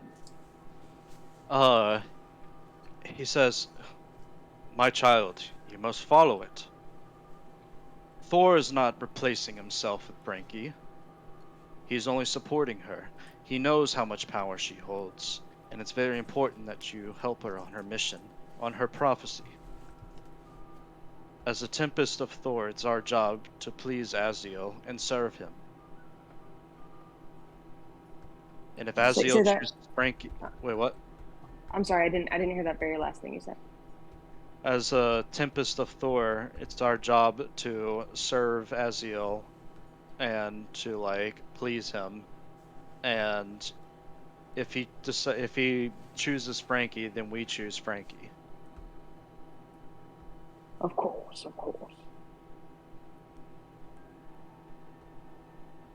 And is all you're gonna say to him? Yeah, I think that's all he's gonna say for now. All right. So where will you go next? And then I'll just go to Iku's turn. Let me see. Yeah, maybe Toshgroth maybe just kind of sits and chats with Arjan for a little bit, just catching up. We've talked business, and now we're probably just kind of catching up, talking about the temple, how people are doing at the temple, and yeah. He invites you downstairs for a drink. Perfect. Okay, so you guys head back downstairs. Nice tall one. Oh shit, Isaiah. Okay. Wait, where's Isaiah? He's in the lower right hand corner. I don't see him. Oh, get out of here. There. Yeah. Scat. Okay, so you are at the infirmary, Iku, and you are looking for Ronald. And it doesn't take you long to find him. He has a cast on his leg, and he's pretty like torn up. But he recognizes you. And he's like, "Iku, glad to see a familiar face." Ah, Ronald, you're a lucky man. How do you Those Naga feel? would have had me for dinner. I'm thankful that you found me down there. Oh, yes. Well, don't be thankful to me. In fact, I wanted to talk to you about that. I wanted to have a little conversation about your future, Ronald. The debt's paid off. I fixed the orphanage. Debt paid off. I'm Can't be afraid serious. not, my friend. But you said. Oh, don't get me wrong. You've paid a significant portion of it. But listen, I had an offer for you. You remember back when you first came into our service? You were being dragged off into the stockades, and against all odds, fate intervened and directed you into the care of the old gods in the Temple of Azael. You remember this, your yes? indentured servant. Yeah, he remembers. And you've repaired this orphanage with your own 2 hands now. I don't know if Yes. you've heard. I did what you asked me to. Of course. In exchange, you said you would let me go. I didn't say we'd let you go. We're not keeping you a prisoner. You have a debt to society to repay, and you've done well to repay a large portion of it. Just hear me out, my friend. He's listening. I don't know if you've heard, but this building is now under consideration of the old gods. And you've built this house with your own 2 hands. And against all odds, you managed to make it past 9 of those monsters yesterday and come out of there alive. Against Well, they all dragged me odds. there. They dragged me there to eat me. Yes, and I'm surprised you're not dead, quite frankly. Well, they didn't finish their meal, and he like points to his leg, which is like a bloody cast. I wanted to make you an offer. I will purchase the entire remaining portion of your debt, and you'll be a free man after everything you've been through. And in return, all I ask is that you commit yourself to the Temple of Azael and the Old Gods, as a free man. Yes. Yes, I love Azael. It And seems I love the old gods. it seems they have served you well. I just don't want to experience something like that again. You never will. Just don't go down there. It's turning Oh, I into a won't. mine now. They got rid of all those monsters. Thank God. Thank Azael. You know, more children are coming to live at the orphanage now. They could use a caretaker like yourself. And if you continue to serve them, I will continue to pay for your education. I don't know anything about taking care of children. It seems the old gods have asked it of you, as has Azael, but follow your Roll own path. me a persuasion. Right, let's go. Let's fucking go. Let's fucking go! Yes! Oh, got double whammy. He's like, all right. This is your purpose, Renaud. I can see it as clear as day. He's like, all right. I'll help you run that orphanage. If it means if Azael wheels it, then let it be. It will serve you as well, my friend. You would make for a good caretaker. And I sort of stand up and I say, I wish you well, Renaud. I'll see you at the orphanage when you recover. I'm going All right. to part ways. He like leave. Well, he doesn't leave. Duh, he's injured. So you leave. Back at the docks. So, Trent, you are disguised as what? As a wealthy merchant. So, you are disguised as a wealthy merchant, and you see this person walking to the ship. Frankie is walking to the ship. And I say, excuse me, miss. Are you about to board that ship?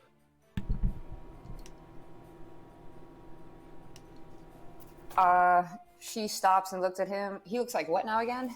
A wealthy merchant. A generic wealthy merchant. I believe that's my business. I say, fair enough. However, it's a bit of mine as well, you see.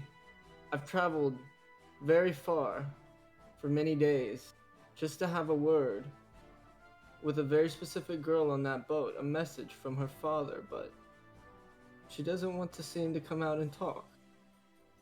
Is there any way you could possibly help me with that? I just want to talk to her.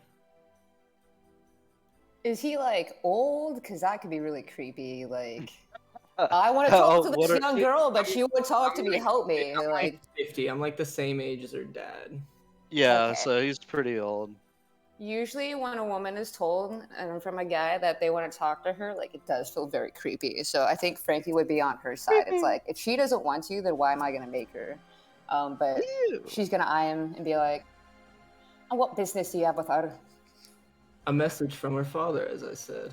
It's very urgent, otherwise I wouldn't have traveled so far across the desert. Can I roll insight to see if he's telling the truth? Roll it. Roll it.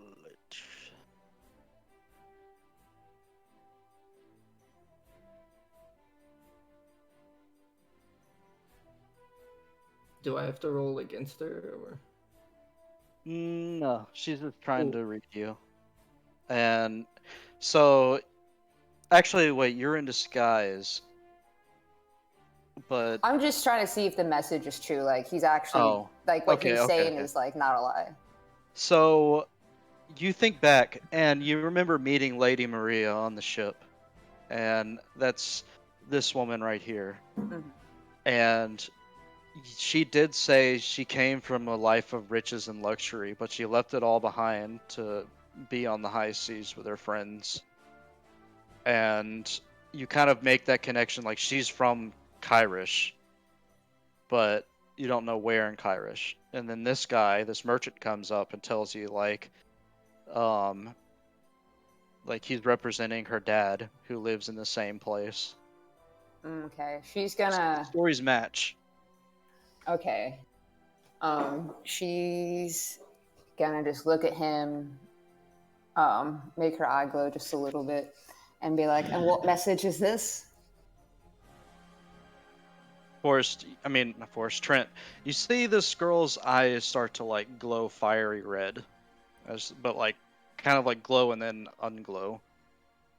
And I say, that's between the daughter and the father. I'm simply a messenger. Please understand my urgency and the importance of this task. Well, the thing is, I don't understand the importance. Maybe if you told me, I could tell her, and that might change her mind. If I told you, her father might kill me. Or worse. I can't promise you anything, but you wait here, and then she's gonna keep walking on. All right, so you walk onto the ship, Frankie. Shore Strider sees you and he like steps aside and he's like, watch out, there's a shady guy out there who's been trying to get on the ship this morning." A shady guy? Yeah, white hair and kind of like a roguelike figure. Well, there's an old man out there, but haven't seen that sort. What does the old man want? Oh, fuck. Something about a message to... Would I know he's talking about Maria? Yeah, you have a hunch that it's Lady Maria. You're not 100% certain, but He has a message for a lady on board, but... a lady. Oh, there's Cassandra, Lady Maria, Esmeralda. Which one? I don't quite know, but were I to guess, I would say Maria. Maria's like, wait, did that guy send you? Frankie's confused. What? The old man? Old man? There was a younger guy out here earlier asking for me. Now an old man's asking for me? Frankie just kind of like shrugs. She's like, I suppose so. Are you that popular with the boys, eh? If you want to call it that. And she's like, well, what do they want? Have they He told just you said- something? He wouldn't tell me the message. He just said that you had from your father, I guess. My father? No. Oh, How? He found me. She like runs below deck. did she look like scared or like? Yeah, she looked very scared. Oh, that's not good. Follow her, I guess, real quick. Alright, you follow her below deck. Token. Come on. I think my mouse is dying. Okay, so follow her below deck. And she is sitting alone at the table. and she's just like looking down I'm at her drink. just gonna approach her slowly and sit at the table. I'm trying to see if I have the right. So you sit down at the table. I change all my spells. I don't have calm emotion anymore. All right. Yeah, I'm just gonna sit down at the table quietly and just like, kind of like, yeah, like rub her shoulder and be like, "Is everything okay?" She says, "Father's been looking for me for years, and I've avoided contact. I don't want to go back to that oppressive place." I mean, no one's. What are you talking about? Your father? Who? He's a wealthy guy in Kyrish. He's well known, and he tried to marry me off to some guy, and I didn't want to do it, so I left. Frankie's like nodding her head, like, I. That would make any sane woman leave. She's like, So why he's trying to bring you back? You think for marriage? "I don't know. He's sending these people now. I think, yeah, he wants to get me back there." Well, I don't know about your family and your politics. I am here to support you, though. She takes out one of a silver ring and is like, I can't. All I can do is help you. And if you want to talk to this man, you can. And I won't anything happen to you. You put this ring on, and you will be fine. Just do not leave 60 feet from me. Just do not leave 60 feet. She's like, "Do not leave 60 feet," and puts it on. But she like she like looks at it and roll me a perception like while she's like looking at the ring. Is this the warding bond ring?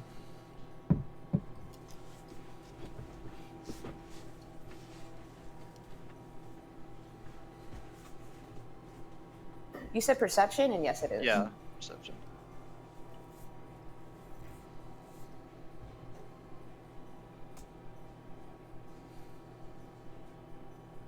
Don't notice Good it. God. Alright, so she has the ring on, and then she's gonna follow you back outside to the upper deck. And Also, I will like, yeah, shield out, like stand there, like right in front of her if necessary, like. And Frankie's not super intimidating with the score, but she does look angry, kind of. So she's just gonna be like, Alright. yeah, bodyguard mode.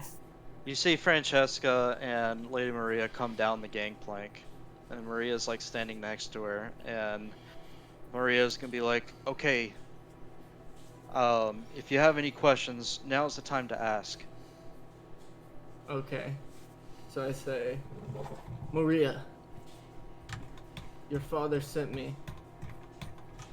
She I'm says, "I not know." here to take you back or do anything like that.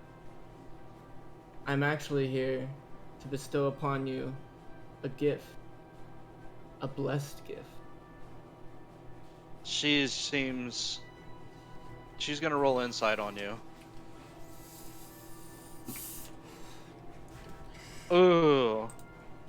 He's like, Damn. "What kind of trickery is this?" Oh shit. I say, it's not trickery at all. And I reach into my bag and I pull out the diamond pendant, the magical diamond pendant, and I hold it in front of her for. Can I roll, or can I cast detect magic? Yeah, sure.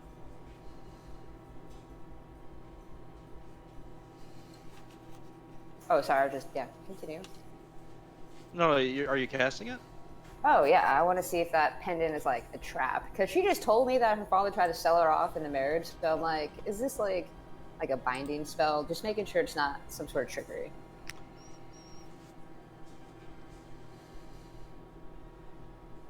All right, so you roll. Oh wait, you haven't rolled. Sorry, 1 second.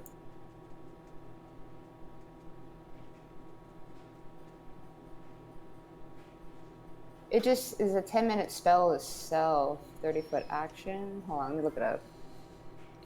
I just see Frankie like looking through her blasted eye, you know, seeing magic through that eye.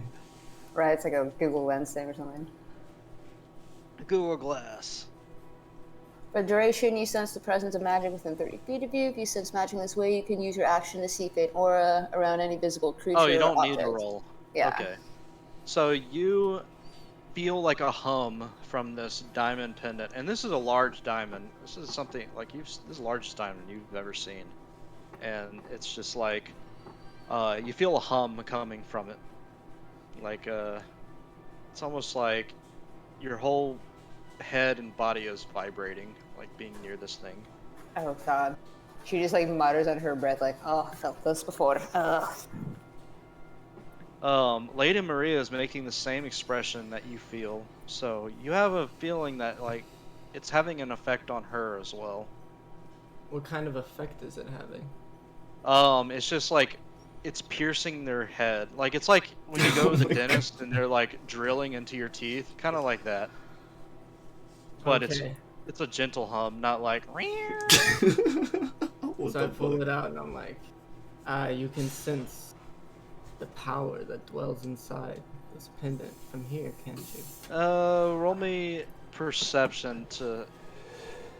I don't. You don't This detect would be anything. deception. This would be This would be deception. insight to like see them reacting. Yeah, see them reacting. See them reacting. Because you don't feel any effect at all. You just see like a similar grimace on their face. You're It's rather annoying if I say so myself. like you don't know why they're grimacing. Like Perception. they could just find diamonds ugly. Yeah, you're just like, oh, they must not like diamonds. Okay, okay. So I'm like, anyway, the reason I brought this to you is because your father had a secret about that dagger. She says, how do you know about the dagger? Did he tell you? Of course he told me. That's why I have this here for you, because when someone wears this necklace and holds the dagger, they are blessed by many gods and by the elementals of the wind and the ocean, and therefore your father thought this may help you on your journey, for he knows he can no longer control your destiny. Roll Oh, me deception. shit. As you're doing What? this. Like, what is Frankie's like impression of this whole? Uh, conversation? Damn, I thought that Okay, was roll his me a nat deception 20. first off. Okay, Oh, so fuck. you rolled pretty high. Oh, but she's gonna roll a nat 20. Yeah. Oh, So Lady shit. Maria is gonna be like, I'm sorry, but I don't buy that for a second. But Francesca, what do you roll? You said perception. Pussy. Insight. You're Oh. fighting Trent's deception. It'd be 20 non-natural. 20 I don't like non-natural. this. Yeah, I don't like the fucking. So- thing. You believe what he says, that the thing has magical properties, that it can give you like insight to the gods and stuff, but you don't know which gods. And like from your experiences here in Galen, you're like, oh no, not another old god peddler. Yeah. And I'm like, He's just gonna "Oh, grumble under God." breath. Yeah. Well, See, the thing you- is, I don't know any of the gods in this. yeah. So All I- you know, there's Azrael. That's all you know. All you know is there's Azrael and a bunch of heralds and And angels below. Azrael is like the positive. He's the one true god, Okay. kind of Mhm. like the god of light. Okay. So I want to tell another lie and deceive them and say, you may have your doubts about this, but I've traveled for a week through night and day, all the way just to find you and give this to you. Maria's like, wait a second. Are you friends with that guy I saw earlier? I say, no, I don't know anything of the sort. About the what? I don't know this man you speak of. He's like, huh. I had a man come to me earlier. He said the same thing. He's traveled miles and miles to come here. Did he reveal the necklace? No, Who knows? but it he could have says he's been- from. He could says have he's been a from my father. mercenary. Could have been something, an assassin, perhaps. An assassin. Look, It all surprised I me. know is that this is very valuable and that the combination of these two will make you far more powerful than the average person could imagine. I'm sure there would be high value placed Frankie's upon. gonna Maria's walk forward. not budging, but Frankie, you are She's gonna, very curious. yeah, she's just gonna walk forward and be like, "If you want to give that to her, how about you give it to me? If she wants it, she can take it, and you can move along." And I say, I don't trust you, slight bit. I'm under strict orders to give this. If only there's to her. anyone, yeah, if there's anyone to trust, it would be me. I serve the one true God, Azil. And so I just say to Marie, if you want this necklace, you'll have to come and let me give it to you. Maria's But like first, hesitant. you'll have to prove that you have the dagger and that the combination is possible. She says, "Give it to Francesca before you give it to me, and that way I know that you're telling the truth." And I say, this is far too powerful for me to just hand over to a random person. And if you understood that, you would come and take it from me. I'm sorry, I'm not but a random person. I can't. But I trust Francesca. She's a friend, unlike you. I just shake my head and say, a true friend would have traveled this distance to give this to you, but you're too blind to see. Alas, I've tried. You can come meet me at the inn if you would like. Oh, yeah. So you know where the swift rope is. I mean, Well, you've received do directions have- from a guard somewhere. Yeah, and I do have that spell cast, so like, if she wants to try, it's only gonna hurt me and not her. So All right. that's So fine. you tell Maria. Go ahead that- if you want. She says, like, you reassure her, and she's like, "Okay, Frankie, I'll follow your lead." And she like walks up to you, Trent, and she's like, "All right, hand it over."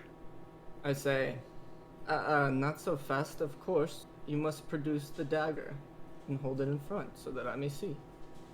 She like pulls out this dagger that matches the sketch that you have, and she's like, "Okay, you see it." Oh snap! So she's holding it in front, like on her two hands in front?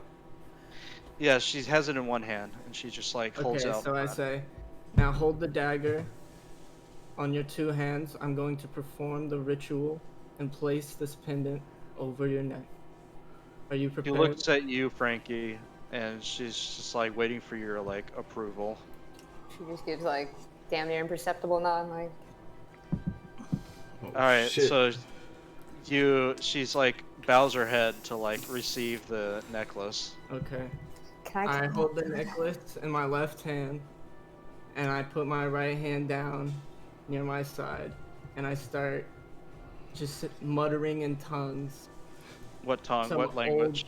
Some kind of old Did I word just fuck her over? that nobody understands. I'm just making them up.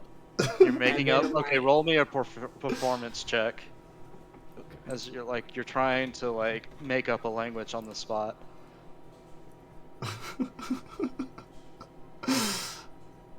He's like tricking him, right? Yeah, he's trying to do. Okay, so a 20 not nat. Oh shit! You mutter some like it sounds believable, like it's Right, from. and as I'm raising the pin in my left hand, I want to use my mage hand with my right hand. And I want to use this mage hand to appear behind her and to tap her on the shoulder. So Frankie, you see Trent lowering. Wait, do you put the pendant on her, or do you just like hold it out? I'm holding the pin in my left hand and my other hand is down by my side. Okay. And So as I'm like raising it up and saying these words, I'm making the mage hand appear right behind her to tap her on Frankie, the back. Trent is speaking in tongue, or not Trent. The merchant is speaking in tongues, and he's raising the pendant higher and higher with his left hand, and Lady Maria is just like looking at him, like just watching the pendant, and all of a sudden she like turns around as if like something else caught her attention. And this is the mage hand, correct? Yeah, the mage hand tapped her on the As shoulder. she turns around in that split second of surprise, I grab the dagger from her hands and I bolt to the Sleight of Oh hand roll. shit!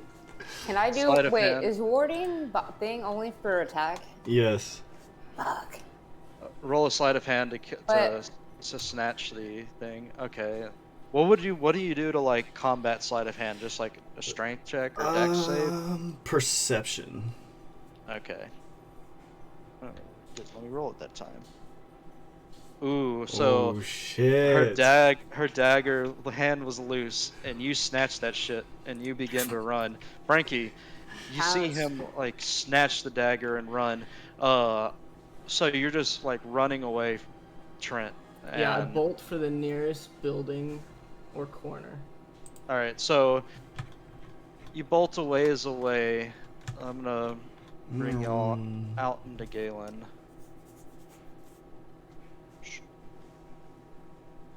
Out into Galen.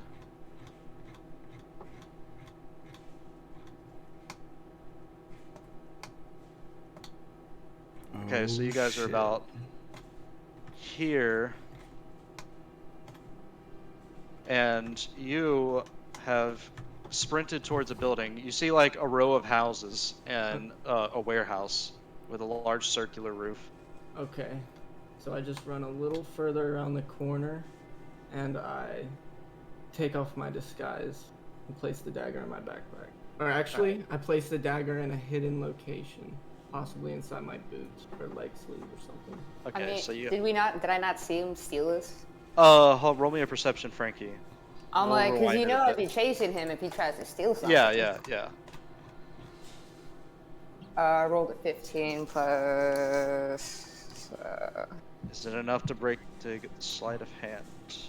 perception, 15 plus 4, so 19. Oh, you definitely you see him catch snatch him. the dagger. Yeah, you see him snatch the dagger. So and in Forrest, that this is an moment- opportunity for one of your luck points. Ooh. Now, what about my +6 to acrobatics? Does that help me in any way? No, not for that. Not for Okay. snatching the dagger. Alright. Well, that's a good call. I'll roll out the luck point.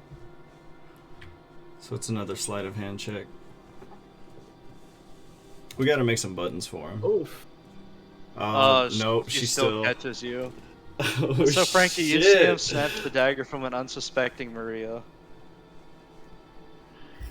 As soon as he does that, I'm like, what? Hey, wait! And, like, turn and bolt after him. That's why I was like, pounce on Oh, him. okay. Yeah, just like, go So you're get gonna him. try and tackle him, or are you Well, my just gonna? character's like super fast, right? Are you What's- dashing, Forrest, or are you just? Of course, like- my character's bolting. I'm going as fast Okay, as possible. Francesca, you chase, but he's clearly faster. Yeah, and I have scale mail on. Like, there's only a matter of time before I'm tired. Yeah, like, do. Oh god. Like, So let's say I like run around here or something, and then I just do all that.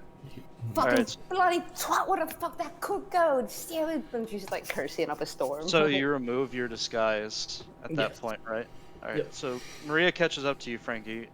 Trent, you're out of your disguise. I'm out of and my you disguise. I tuck just start the dagger away. casually walking. All right.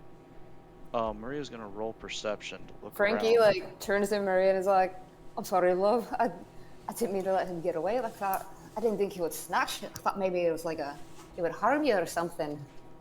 She is gonna Sorry. see you in the crowd, Trent, but Frankie, she turns to you and is like, "There's that other guy that was here this morning," and she like points in your direction, Trent. Do you think he knows the other one? It's worth a shot. All right. Oh my god. I see Let's them go. and just start casually walking away as I see them like creeping up on me. Francesca, she points him out, and he's like trying to like frantically get away. I use Oi, disguise. you there! Oi, you! I walk around They the see corner. you. And just... Can I walk around a corner? I mean, yeah, I was gonna have you roll perception to see if they even noticed you in the crowd. Like you're, Perception. yeah. Yeah, does he just like let him Otherwise, catch they, up? like-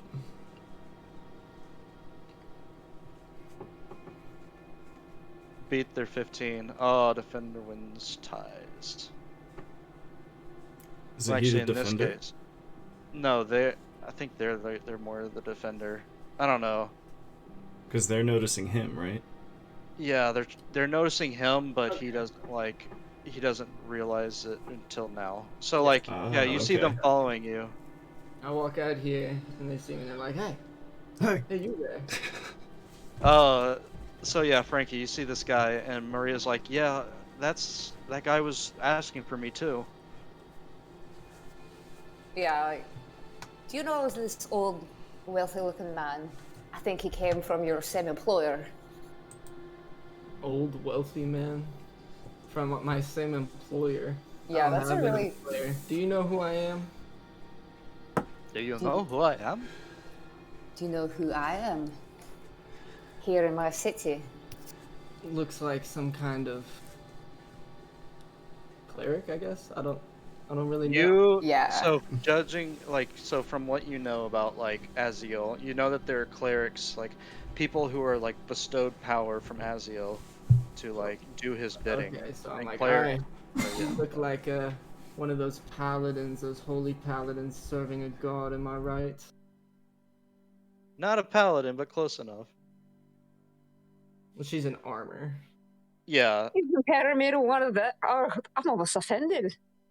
But I do serve Aziel, the one true God. Let praise be him. So I'm partly right. Well, I am the greatest pirate this world has ever seen, and if you've been on those seas, you should know that by now. Lady Maria scoffs at this. She's like, but Blackheart is the best pirate. I'm sure you're good, but not as good as him. Is it? I don't even know my character's lore. Like, what is my character known as on the seas? What do you want to be known as? Yeah, that's because what you are. You have a reputation, and you're like a mercenary type. You have the power of elementals guiding you, unbeknownst to you, but you have a lot of knowledge about sailing. You're very proficient at sailing.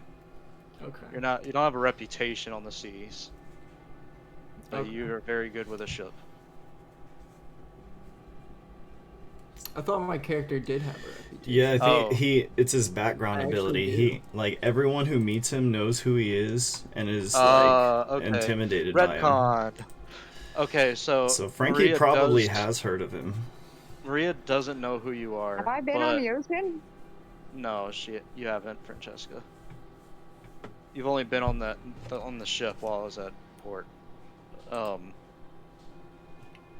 So. Okay. So I'm Lady Maria knows, she believes that you're savvy with a ship, but she doesn't believe you're, as good as her captain. And I say, Blackheart. I've never even heard of him, and I've been on the oceans all my life. It's like, he could teach you a thing or two about it. You should ask Blackheart if he's ever heard of Trent the Black Hand. And she's like, do you know the tale of the fog? That's how I know if you're a real sailor. Of course I know the tale of the fog. You actually do know the tale of the fog. Frankie, you don't know. The tale of the fog is an old sailor's tale, which is basically, it is a bad omen to sail while it's foggy out at sea, because ships disappear all the time.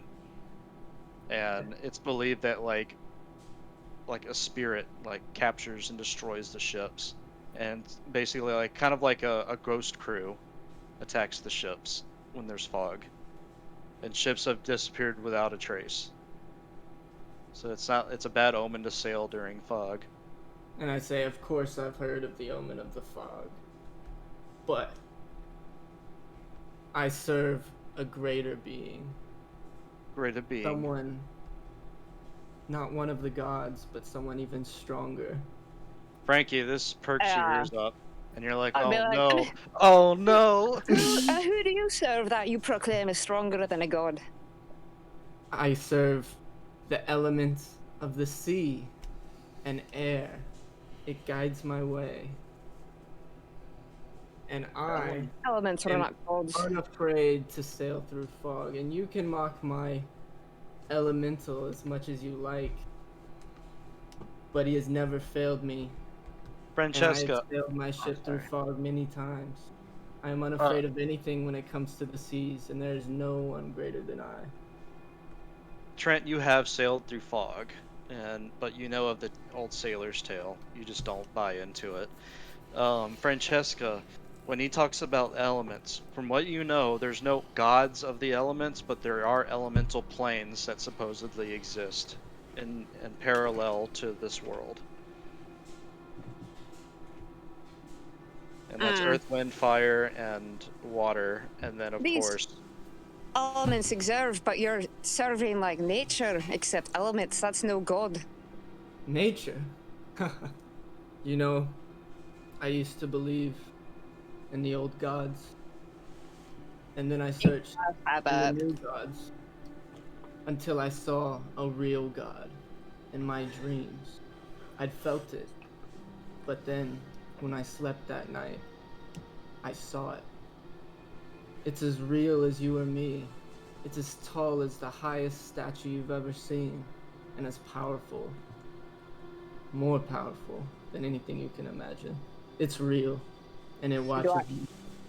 Do I believe his story? Roll insight.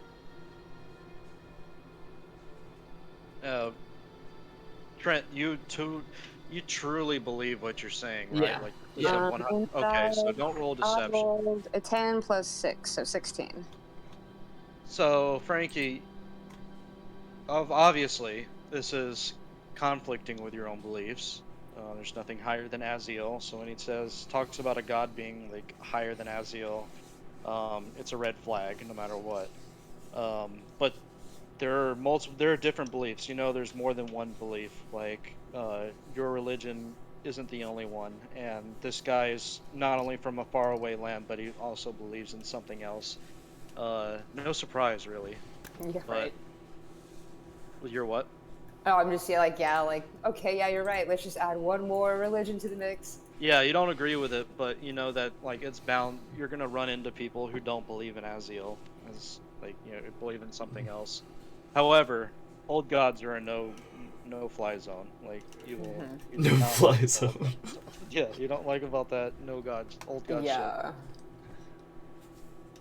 So I say, either way, there are many different religions and things that people believe, as long as it guides them true.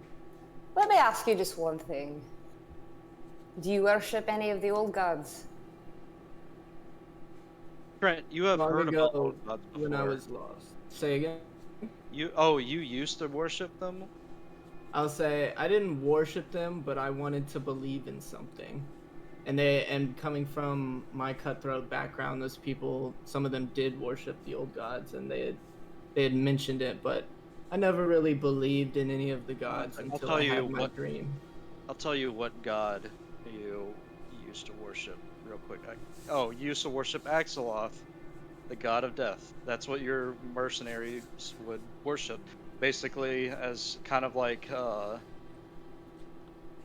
as a passage of death for their adversaries or enemies. Right. So my character says, So that means the statue next to them right here is the Axeloth statue. Oh Okay. yeah, that's right. There it is. In Sorry, the port. oh, no kidding, that's the statue? Well, it's not what you have seen in the past. You've been to an actual temple of Axeloth, and it doesn't look like a woman that's extending like her arms out. Okay. So I'm like, yes, in my broken youth, abandoned by parents and raised on the seas amongst cutthroats and robbers, the worst of men, I heard whisperings of one of the old gods. They worshipped them. I just wanted to believe in something, but he never really provided anything for me. For flavor, this is what Axeloth looks like, Trent. Right. So I'm like, he never really did anything for me. Then I tried the new gods, and I tried to make a connection with them, but there was just nothing there. But when I had this dream, and I saw what really ruled the oceans and guided my path, I knew without a shadow of doubt this was the truth. Francesca just to herself, and internally she's like, well, as long as he doesn't worship the old gods, I guess he's okay. Oh my god. And at this moment, I say, I've been sick of traveling through the desert for the past week. Being stuck on land and horseback, it's just not for me. I'd really like to get back out on the ocean. Are you two, by chance, happen to be going on the ocean on that boat? Francesca, you indeed are, because they want to recruit the pirate crew for that peacekeeping mission. Funny you should mention that. I was just about to talk to my friends here if they were interested in a journey across the ocean. And I say, I would like to offer my services. I've been on the ocean all my life, and I'm simply bored here on land. My elemental serves me best when on the water. So If you would join us just for the sake of adventure, then? What else is life for? I see. And where could I find you when, if we so choose to have you join us? You can find me at the inn. Which inn? Or is there only the one inn? Yeah, the Swift Rope. Swift Rope. It's the only like good end. There's other ends, but that's the I'll end. be at that the goes Swift through. Rope. Right. I'll tell you what. What skills do you have? You have the knowledge of the sea, but what other skills do you have to offer to the party? There might be fighting and such. And I say, if you've been on the seas at all, you would know who I am. I can tell that neither of you do. I have But never once we been are on the on seas. sea, once we are on the sea, you will Yeah. know. And they will know. She just turns to Maria, because she's never been on the ocean, so she has no idea. All right, I missed like the last minute. What happened? The I had Black to- Hand. I was just, Mm. Frankie was trying to see if like he had any skills other than the ocean, because she knows nothing about the ocean, and he was just saying that all his skills are on the ocean, so she just turned to Maria to be like, Frankie, roll me an insight while you're eyeballing this Trent character. wow, not one. Nat 1. Y'all, doesn't even matter. Basically like a scrappy guy. That's all you can gather. It's just like he's a good sailor, but what else does he have to offer? Alright, well, how about this? You give us the night to talk about it, and once we get all the details sorted out, we'll come find you. And I say, alright, but you don't want to be on the ocean without my elemental guiding our sails, trust me. And I just wish them a good night, and I walk to the inn. Alright, so you go back to the end. Is it night now? No, not yet. Iku, I forgot to mention, as you were in the infirmary talking to these guys, Renaud, you hear a bunch of like quick, fast murmuring in beds near him, kind of like covered by curtains. Murmuring? Murmuring, like gibberish almost. What's that? Oh, I'm gonna listen in. Alright. What is this so gibbering? You hear, "Ya no naf, ya pinkel la berua." Do you understand Old One speak? I do. I speak primordial. My life, my body for the Old Ones, one says. Another one says, "He waits in his house, dreaming. So many eyes, nothing is unseen." And then another guy in the corner is like, "My mind is searing, please put me at ease." And then someone behind you mutters, "Please, kill me." But it's all being said in Old One, or in Primal. Oh my god, yes. Alright. I'm gonna walk out of here, Renaud, having committed his life to our cause. You don't do anything, you just like leave all that. Oh, this is... I'm happy about it. I mean... Okay, you don't do anything additional, is what I mean? Okay, so you leave them. I don't want to muttering interfere. themselves. Let them rant. Alright. Okay. I am going to stop by the blacksmith. Ooh, the blacksmith. Okay. Partly to pick up my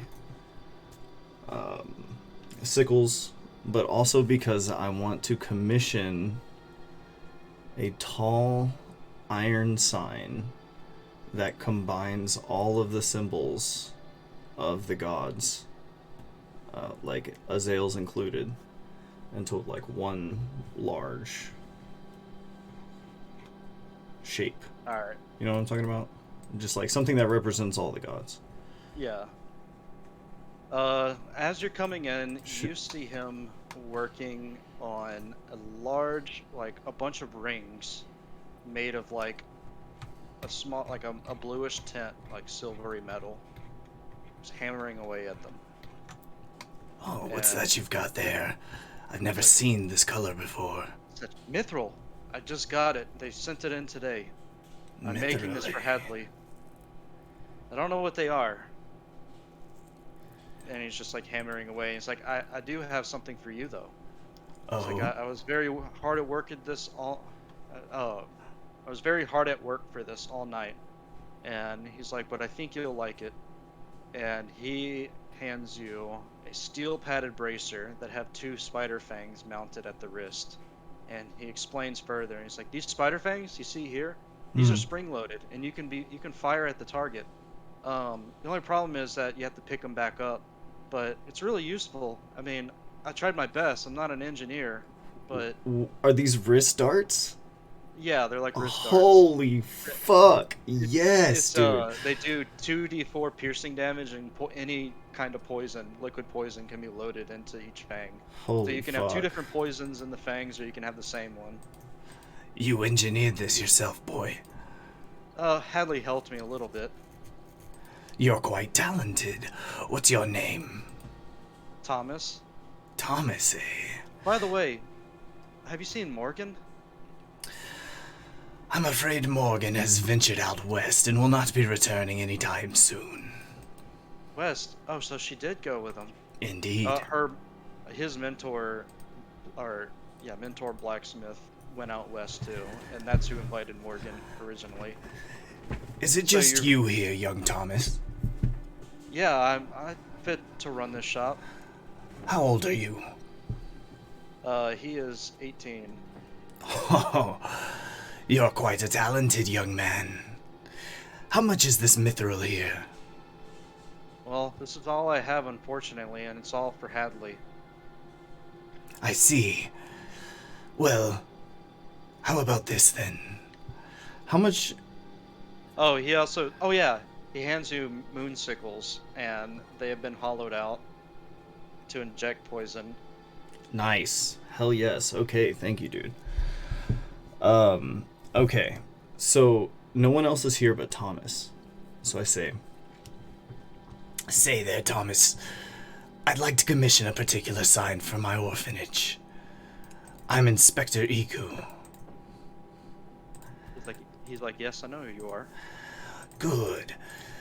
I don't know how much this mithril is, but if you'll accept this, and how much gold? How much gold would mithril blacksmithing tools be? He has no mithril to spare. He doesn't, but like how much would it be? What's the normal blacksmithing tools, like copper or something? I don't know. They're probably iron by default. It's not. It doesn't go that far No, into but detail. how much would blacksmithing tools? How much are blacksmithing tools on like a general store? I think they're super crazy cheap. Let me see. Yeah, 10 or something. If it's 10 silver, I'll say that mithril ones are like 10 gold. All right, so I'm gonna give him 10 gold. All right. And I'm gonna he's say, like, what's this for? take this, Thomas. When the next shipment of mithril comes in, I'd like you to request, on Inspector Iku's behalf, a small portion of mithril be set aside to upgrade your tools. The only thing I ask in return is that you inscribe the tools with images of the old gods. He's like, okay, well, I'll see what I can work with, but I probably won't be getting any mithril anytime soon. That's okay, my friend. Just keep it in mind. In this way, Alright. you'll be better suited to Good serve the note. community. okay, So you Uh, have fancy new toys. I do. Okay. Iku, as you're leaving, a messenger and a guard walk up to you outside the blacksmith. And the guard's like, yep, that's him. And wait, who's... Oh, Tosh. Is she having connection issues? No, she's back. Yeah, Tosh is having some troubles right now. Alright, so Iku, the guard and and this messenger, and the messenger comes up to you, and he's like, "I don't have anything for you, but I just want to tell you that Hadley has Hadley once needs you to come speak with him at the keep whenever you're next available." Indeed. Very well. I'll go speak with him immediately. Is that all you're doing at the blacksmith? Yes. Aside from requesting like that big sign to like mount above the orphanage. All right. So you want a big sign made out of iron? Yes, that like displays the symbols of all the gods. All right. So you have a sign fashioned out of iron. Or you're getting one made. It'll probably be ready the next day. Actually, no, this is a pretty big sign, so it'll probably be ready in like a couple of days. Okay. Okay, cool. And then yeah, I'll just head off to go talk to Hadley, see what Hadley wants. What does the sign say? Is it being engraved, or are you just painting something on it? So what it is it's like iron symbols of all of the gods. Oh, it's yeah. like each god's symbol arranged in a way that presents like probably like Azale's at the top with the other ones around it.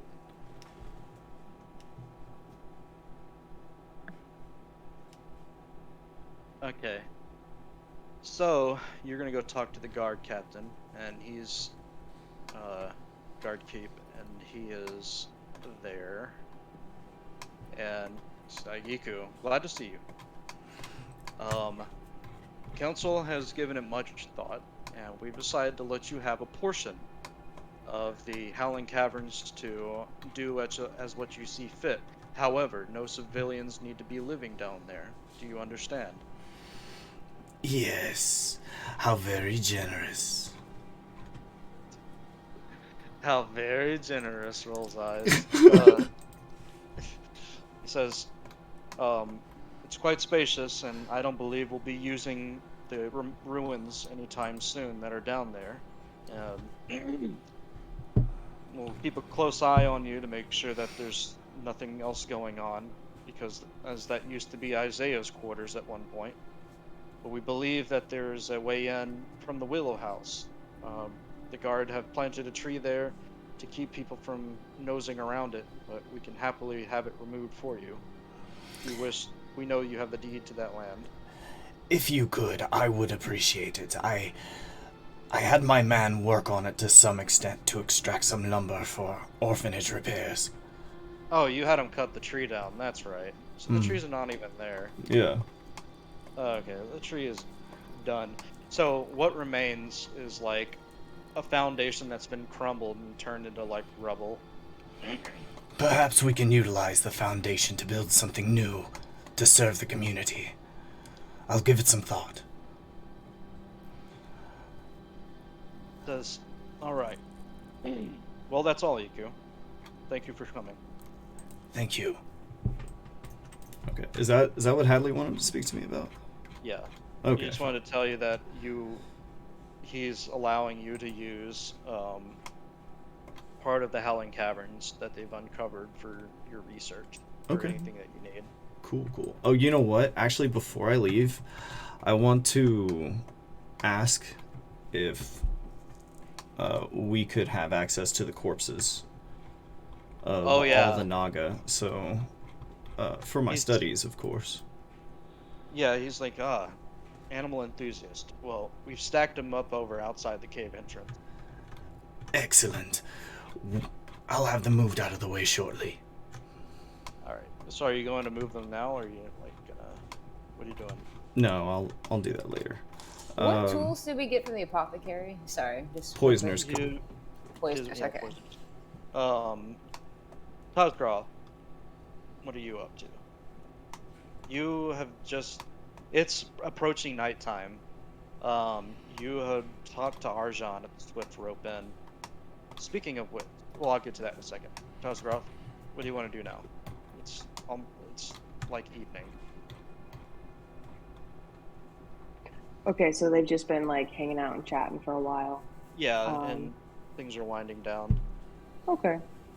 I think he's going to just say his, kind of wrap it up, say his goodbyes to Arjan. Um, he is going to, real quick before he leaves, he's going to say something to him in Draconic and see if he responds back in Draconic. All right. You say something in Draconic, and I mean, he responds. He understands it. Cool. I think he's just gonna tell him to like stay out of sight for now. Because I don't, if people see another Dragonborn, there's only one other Dragonborn in the city. Like, Yeah. there's probably gonna be a correlation, But People will draw parallels. yes. So I'll just tell him to be cautious for now, and I think I'm gonna head back to the orphanage. All right. You head back to the orphanage. Yeah, I will also head back to the orphanage. All right. Iku, you head back. Frankie, what are you doing? You are. I need to talk to the pirates about employment. Okay. So you talk to the pirates, and you go to Captain Blackheart, and I won't bring up the ship. I'll just hear the minded here.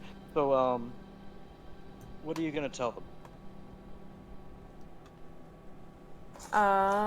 Frankie essentially just is gonna offer that they provide passage and perhaps like just kind of like a mercenary, just hire them on as bodyguards in a vessel to get across, because they're gonna be emissaries for Mor'dan. Just explain the situation and just try to see a price that they would want for payment.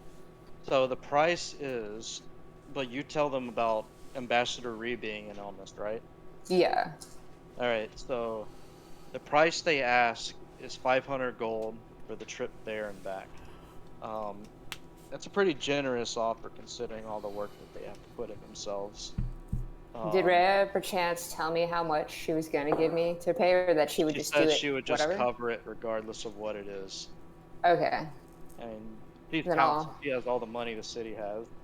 That I would have yeah. to talk to her, but I'll say like, we can pay that, and they're like, if you can get the money for us, then we can take it out. oh, don't worry. The consulate said she would be good for it, so we just have to go get it from her. That's it. He says, one more thing. About that merchant, the one that lifted the dagger from Our Lady Maria. Aye. If you find him, give him a hit over the head for me. And get that dagger back. Frankie. It's very precious to her.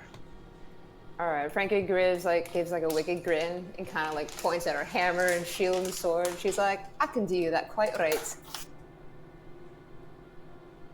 And then, so conclude the terms, and I guess maybe leave a note at the city council for Rhea so she can find in the morning, and then head back to the orphanage afterwards. So he's like, best of the night to you, Miss McDougal. Always a pleasure, Captain Blackheart. And you bid your adieu and head back to, you head to the council. You stop at the council first, wherever that is, mid-market. You stop by the council chamber first, and you inform Ambassador Rhea, who agrees to pay the amount. She's like, well, this speeds things along quite well. In the next day or two, we should be ready to leave. I've sent ravens to Mor'dan to tell them of our presence. We could be sailing right into a trap. That's why I have you guys with me. Frankie just sighs, like she knew. Damn it, okay. Alright, well, I just wanted to let you know the good news. I'll be making my way then. So you are heading back to the orphanage? Correct. Alright. Since it's nighttime and I've done all those things. You, Trent, you are at the Swift Rope. Groth is not here. Arjan's here. It's a pretty cozy place. Yeah, you see that things are winding down. What do you want to do? Do you want to like get a room? I want to go ahead and get a room. All right, so you go up to the guy, bartender. So Ah, new face. What can I get for you? One night stay, please. That will be 10 gold, or 5 gold. Sorry, 5 gold for a one night stay. I fork it over. He's like, thank you. And he leads you to a room. He's like, don't mind the weird artwork. It's, we had some previous guests that were got a little creative. And I say, I would like another room, a different room. Says, all right, I can get that for you. And he's like, here, this is the master room. I believe you find it to your liking. Why didn't you Mirror's pick a it bit in the first smashed, place? but All I right, think it'll do. much better. Thank you very much. And he goes back down. So what are you gonna do? Are you gonna just take the rest, or Um, you know what? I'm actually gonna, now that I've got my room, I get settled. I travel on down to the bar. all right? So you travel on down to the bar. Yes. All right. And I just pull up a seat, ask for an ale, give the man his gold, and just drink and wait. All right. You're gonna drink and wait. Are you waiting for something, or are you just waiting the night? Just waiting around, and if it starts to get too late, I will go for my rest. All right. As you are drinking, you see this guy appear, and he goes and sits down close by, also getting a drink. And I say, hey, don't I recognize you? No, you haven't seen me before. Haven't seen you. Are you leaving on a boat? No, I'm Oh, not. But why do you ask? Why do you ask? you just look a little bit familiar from someone I saw earlier, but could be mistaken. How about a beer, my friend, on the house? Well, thank you. I accept that beer. I say, bartender, please. Give the man whatever he likes. And he orders, takes his beer. He's like, so, you're not from around here, are you? No, not really. Just passing through, visiting. What brings you here to this great city? Well, I live here for one. Ah, But if you really want to know more, I also command the city's forces. the commander. Well, cheers to that. And I cheers. He And like I take a cheers. He swig. says, "General." General, that's fantastic. I admire your bravado. General Winston. General Winston, glad to meet you. I'm Trent. Trent. You look like a crafty person. Yeah, Where are you spent much from? of my time on the seas. Ah, sailor. That's Yes, nice to indeed. hear. I might not look the part, but I'm as good as they come. We're very short on sailors in this city. Yes, I hear that the city is actually in need of sailors at this moment. So, Yes, what do y'all need sailors for? for war. We have Ah, a envoy going down to Port Chist to recruit sellswords that are experts in sailing. excellent. I I would say that I would go and join you on that cause, but I'm afraid I've made plans already. They could be the same people, they might not be. I Same don't know. people. Yes, I ran into someone earlier, and they mentioned that they were looking for skilled sailors to help them. I'm not sure what about, but I Are offered you a my friend of expertise. Frankie's? Yes, yes, indeed. I think that is the person Well, I met this is earlier. a small world after all. Well, give her my best wishes. I know the mission you all are about to partake is a particularly dangerous one. Oh fuck! I forgot to go find him. Fuck. Dangerous, you say? Yeah, Mor'dan is our enemy after all. Ah, she didn't mention anything about the plan. I don't even know what I've signed up for, but I You're in good assure hands you. with Frankie and that weirdo. Iku, I'm just kidding. He's gonna say weirdo. It says in that character Iku, they're very capable, and the Dragonborn that they have with them also seems very capable. Excellent. Excellent. Well, do you know when they might be departing for their journey? Well, from what the ambassador has said, they'll be leaving in about a day or two, day and a Ah. half at this rate. Yeah, I should have gone by the inn to tell him. I forgot that I'd tell him the plans, but oops. That's all right because my character is a very sleepy boy, and he just had his beers, and now he says goodnight to the general, wishes him well, and goes to sleep for the long rest. Yep. He will return to his quarters in the city. So it is morning in Galen. I want to have a conversation with Frankie that night. Oh, that night? Alright. That night, yeah. Orphanage. Alright, so you guys are all back at the orphanage. Emily and Phyllis. No sign of Timothy. He has not come back since you threatened him, Iku. It's not come back. That's okay. When we get back, I'm gonna ask Phyllis how she's doing, and if she met anyone today that she was able to help, and like refer to the orphanage. He's like, I met a few people, but they all left the city. They were gonna come here, but their families took them out west. Ah, to the other city. Yeah, something big is happening in Andorra. Something big? Yeah. I What don't know might that be? Ah, never mind. Well, they must be building a settlement, from what I've heard. Yes. Well, hopefully they bring our ways with them. What do you tell Frankie? So I guess what I'm gonna say is, Frankie, I'd like a moment of your time, please. Just gives me a curious look and nods. All right then. and I'm going to lead Frankie to the back room for like a private conversation.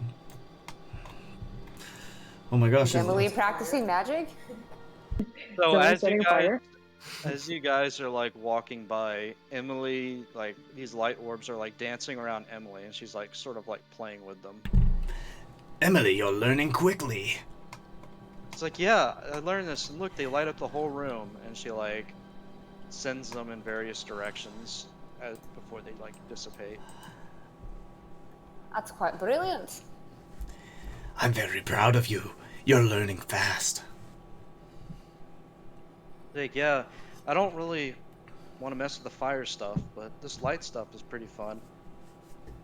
Fire stuff. Does Frankie doesn't know about the fire stuff though, right? Because she You missed that saw? whole No, conversation. she set a fire by. Oh wait, you missed that. Yeah. Ah, yes, She was Frankie. taking a bath. You weren't here for this. Fire. You recall that fire she started? Oh, so that was you then.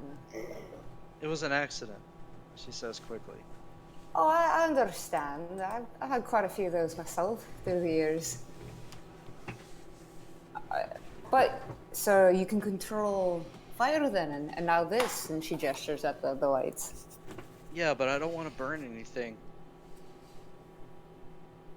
It's I alright. can't control where it goes.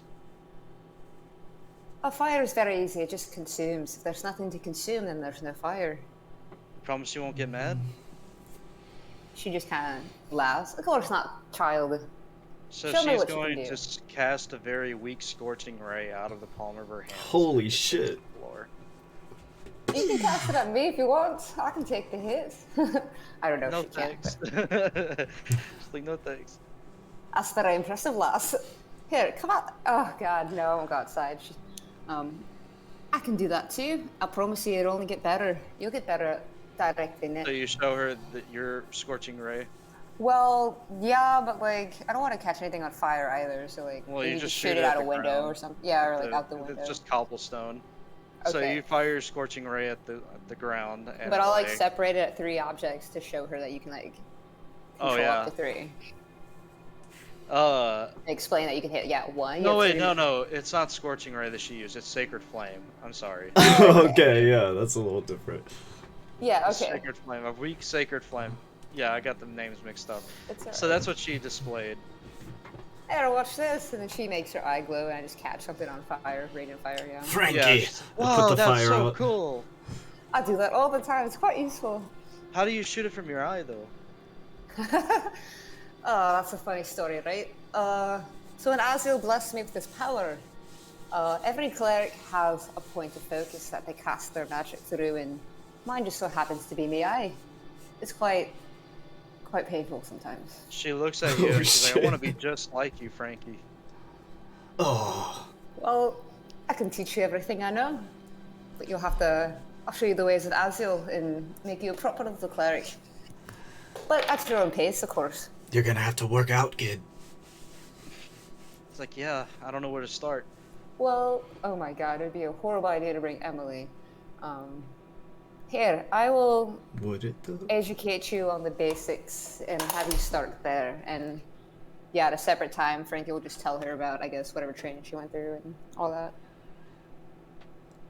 A child might Alright. be a good, like, emotional political shield. I was thinking of bringing her because then she could just be like my squire, you know, like just have her follow around. That's a like, good idea. A squire sounds like a Oh, good place shit. to start. Emily, if you like, you can just. There's this little program there where there's an older teacher that teaches someone, you know, like Jedi shit. You can beat the essentially. shit out of her like Pod from Game of Thrones. You know. Fuck. If you want to learn truly, then maybe it's best you follow me, and I can teach you everything you need to know. And just explain the Jedi way of teaching and crap and. Alright, she like graciously accepts your proposal to this. And she's like, alright, so what do you want me to do now? For now, just get some rest because we have a big adventure coming up in a few days. It's like, okay, I'll keep my mind at ease and focused. Indeed, just think of your intent. And, well, I've got to talk to Uncle EQ here, so, yeah, you get some rest for now, child. Alright, so, Iku, what are you guys gonna talk? Yes, so sort of like stepping into the back room with Frankie. I'm gonna like close the door behind us and be like, She's going to need armor. Things can be dangerous here. She's going to need what now? Armor. armor. Oh, yeah. She might need some sort of protection, but I think we can handle that till I figure something out. But you're right, maybe we should get her some sort of defense. Yes. Listen, Frankie, I wanted to have an honest conversation with you. And I'm going to sort of take my mask off, and it's not my burned face, it's like my real face, like Arthelus's face, with my flaming red hair. But there's a line, like, all the way down my face. Like, I think it's down to my throat, you had said. Yeah. I say, No more lies between us, Frankie. I need to know if I can trust you. and I... Actually, go ahead. No, I was just wondering if Frankie remembered the scar. Like, would this be shocking to her to see her brother's face mutilated, or like? You've looked at his face without the mask before. Okay, I just can't. Frankie might know the scar has progressed. Frankie, roll insight. 17 plus 6. Yeah, you see it's gotten a little bit worse. I kind of see her eyeing me. Yeah, she's just like, she doesn't say anything, but she notices. And I say, I'm changing, Frankie. And you're the only person, the only one who's been around my whole life. Which started back in the inn. Because I've only been What? alive for like 3 months, right?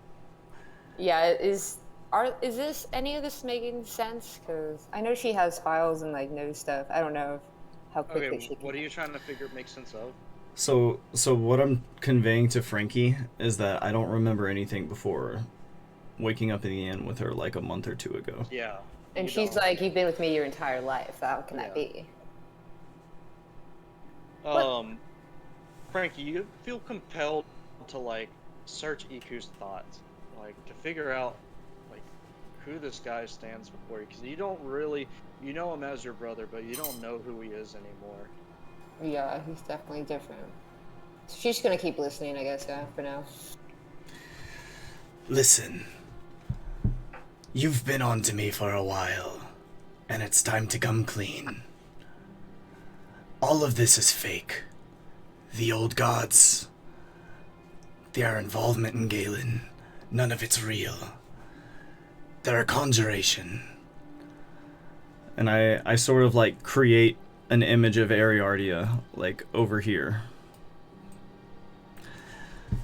Well, Frankie, you know 100% that That was you.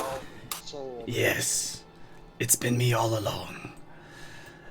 In this book, And I produce like my copy of, actually I don't have it actually, and I say, the book, I wrote I'm it. gonna rummage through my belongings. I actually have a copy of his Bible. You mean this made it. book? Yes, Iku. it's fine work, if I dare say. Look, the thing is, you're right. The old gods are indeed evil. If you know this, then why do you try to wield their name? Because they give me my power, and they'll likely punish me. I see them in my dreams. I'm as much their prisoner as I am their servant. I spread their ways. But I've found a loophole, Frankie. I cannot stop doing what I'm doing, but I can do good at the same time. Think about all the good we've done. We've redeemed the Alisters, strengthened the bond between the people in their community, and strengthened Zaziel's presence and role in this city. Frankie's like feeling quite heavy right now internally because she's super conflicted because she's starting to understand, like, again, there are more powers at play, but her own position feels similar because she didn't want to make this contract with Aziel. Like, she was opposed to his help, but it was forced upon her. So she's similarly wise, blessed with power that she didn't want, but she has to do this. So it's like she kind of understands him, but this makes it so hard. So she's just like, this is heavy for her. But you've given me a lot to think about, brother. But you serve these gods? Yes. She just like blatantly asks. Yes, I do. Yeah, Frankie emotionally withdraws, and she just eyes you, but she just doesn't really say anything, just nods and is gonna say again, like, I have to think on this, but thank you for sharing. And she just kind of, yeah, like, gets a little, obviously, flustered and just kind of walks up past him. She has to think. As she's walking out, without like turning to look at her, I say, You have the power now. Everything I've been striving for from the shadows. The loophole is you, Frankie. Show me if I can trust you. and I'll just like let her leave.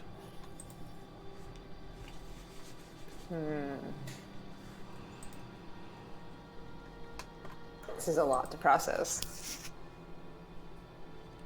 It is. It's so good. Fuck, this complicates things. Yeah, Frankie is overwhelmed, yeah. She's probably just gonna go like, well, she's gonna read before she goes to bed, but she's gonna go to bed almost immediately. Okay. What you reading? And I'm gonna take a break from the almanac and sift through the personal files that were all loose and kind of unmarked and stuff. Okay. The what are you personal looking accounts for? and stuff. What are you looking for in particular? Just rereading them, or? looking Well, for do I know what's in it? Like, is it just like you said, city files, or is it like people's files? Is it just random info? Like, just sifting through it, I guess, the first time to see. So is it from Isaiah's thing? It's whatever I What picked up at the library, along with all the other books. crap? I forgot what the files, what like personal files What I wrote is personal accounts loose, on. unmarked. Oh, that. Oh yeah, that's right.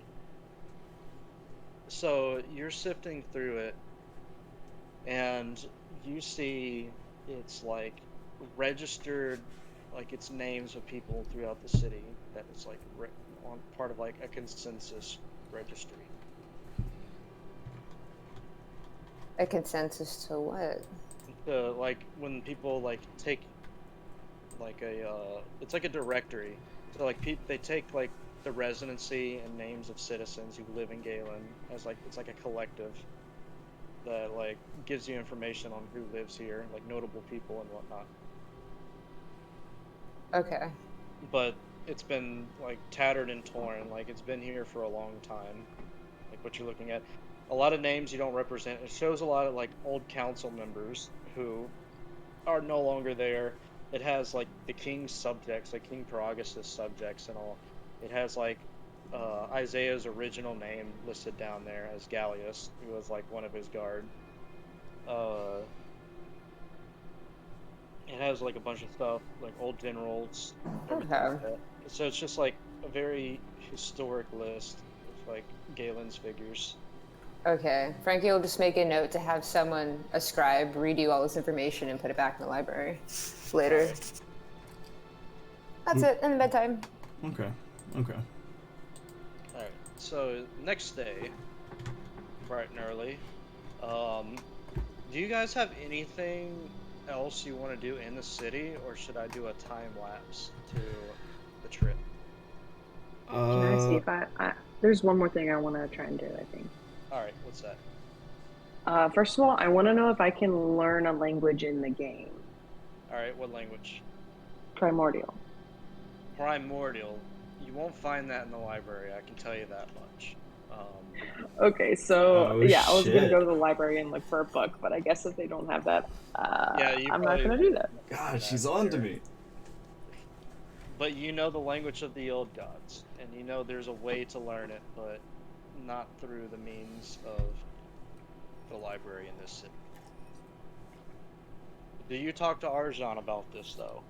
Did you tell Arjan you wanted to learn Primordial? Or... Yeah. Okay. Yeah, I think if the library doesn't have it, my next source would have been Arjan. Okay, so you quickly go over to Arjan, who's sitting at the bar, and he tells you that the best place to learn a language like that would be in Port Chist, because there's no like the laws are very loose there, and there's a lot of different people who go through there, and that's your best bet in learning like Primordial. Say the name of the port again. Port Chist, Chiss, and that's south. That's in Karish. That's right next to King's Channel, which is like a trade area. And I'm sorry, is that around Galen or is that farther away? Hold on, I'll show you where this is. So here you are, and then here is Port Chist. Oh shit. Damn, that's how far you traveled. That's where Trent came from. And then whenever he got attacked by the elemental, he ended up here. And then went here. It's a long ass trip. Okay, so does that mean okay? The Regal Sea. Does that mean learning the language is kind of off the table because we're not in Port Chist? Now, yeah. I mean, you could always send a raven for like send a raven there to see if anybody can like get you text or like a transcribe or whatever. You can take that, try and do that. I think I might do that because I really want to learn it. I'll send a raven, and then I'll do the same thing where I have it specifically delivered to me. Okay. So you go to the aviary and send out a raven. It costs you 5G this time to send one all the way to Port Chis. You basically are asking the library there to transcribe from one of their books, like the Foundations of Learning Primordial, and I mean basically the full book, but they're gonna need to send more than one raven to get the whole set down there. That's fine. I expect it to be a process. So in the next couple of days, you will have your first transcription sent to you. Sweet. Okay. All right. So back So- at Galen. What's everybody else doing? Are we leaving town now? If no one else has anything else they want to do, like I'll time lapse to the next day, which will be when you depart. Okay. Okay. All right. So Will you just put in there that I went to go get the sailor guy from the inn and be like, this is when we're leaving and all that stuff? sailor guy. Well, because I told the guy that I encountered that I'd come find him at the inn and let him know if we wanted to take him on this journey with us. So I need Oh, to do you're talking that. about Trent. Okay, Yeah, I'm sorry. yeah, just as we're Okay. going to the city, be like, all right, we're leaving, let's go. Yeah, Trent. Frankie comes and collects you. Wouldn't hurt to harvest all those rations. And I'll update him on what's happening as we walk and get there. Yeah. Okay.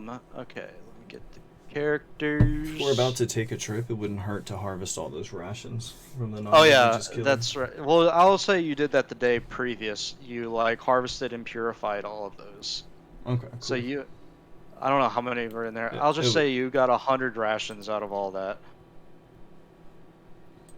Because there was a lot of naga that were piled. It was like piled pretty high. And we collected 44 also from that cave. Yeah, it was 4 per naga.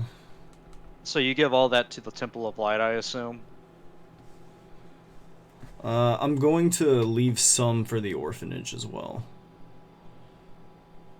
Okay, you leave some for the orphanage. And I'm going to leave the orphanage under the care of... Ronald. He's out of the infirmary. I guess Ronald, and I will write to Rhea. Alright. Or wait, what is are you Rhea writing to coming with Rhea? us? Yeah, she's coming with you. Oh shit, then I'll leave it in the care of Guard Captain Murphy. Alright. So, To be managed you guys by are Ronald. dockside, and Ambassador Rhea is there waiting for you. She's like, Frankie, I hope your friends are ready. Aye, that's what I as will ever be. I think my token's on the map. Can you... Frankie has never There we been on go, the there we ocean, go. and I can only assume that she's going to be seasick the entire time. Yes, like overboard vomiting or something. I don't know. Do I recognize Trent? Trent? No, you do not. You never met him before, actually. Trent, you see a masked man who's about the same size as you, like walking up. I say, so this must be the crew then. Good day. And you must be our pilot. Well, I hear there's a Captain Blackheart. I wouldn't want to ruffle any feathers. I'm not used to not being on my own ship, so for now I'm just one of you, a crewmate. And what should we call you, my friend? I am Iku. Call me Trent. It's a pleasure to meet you all.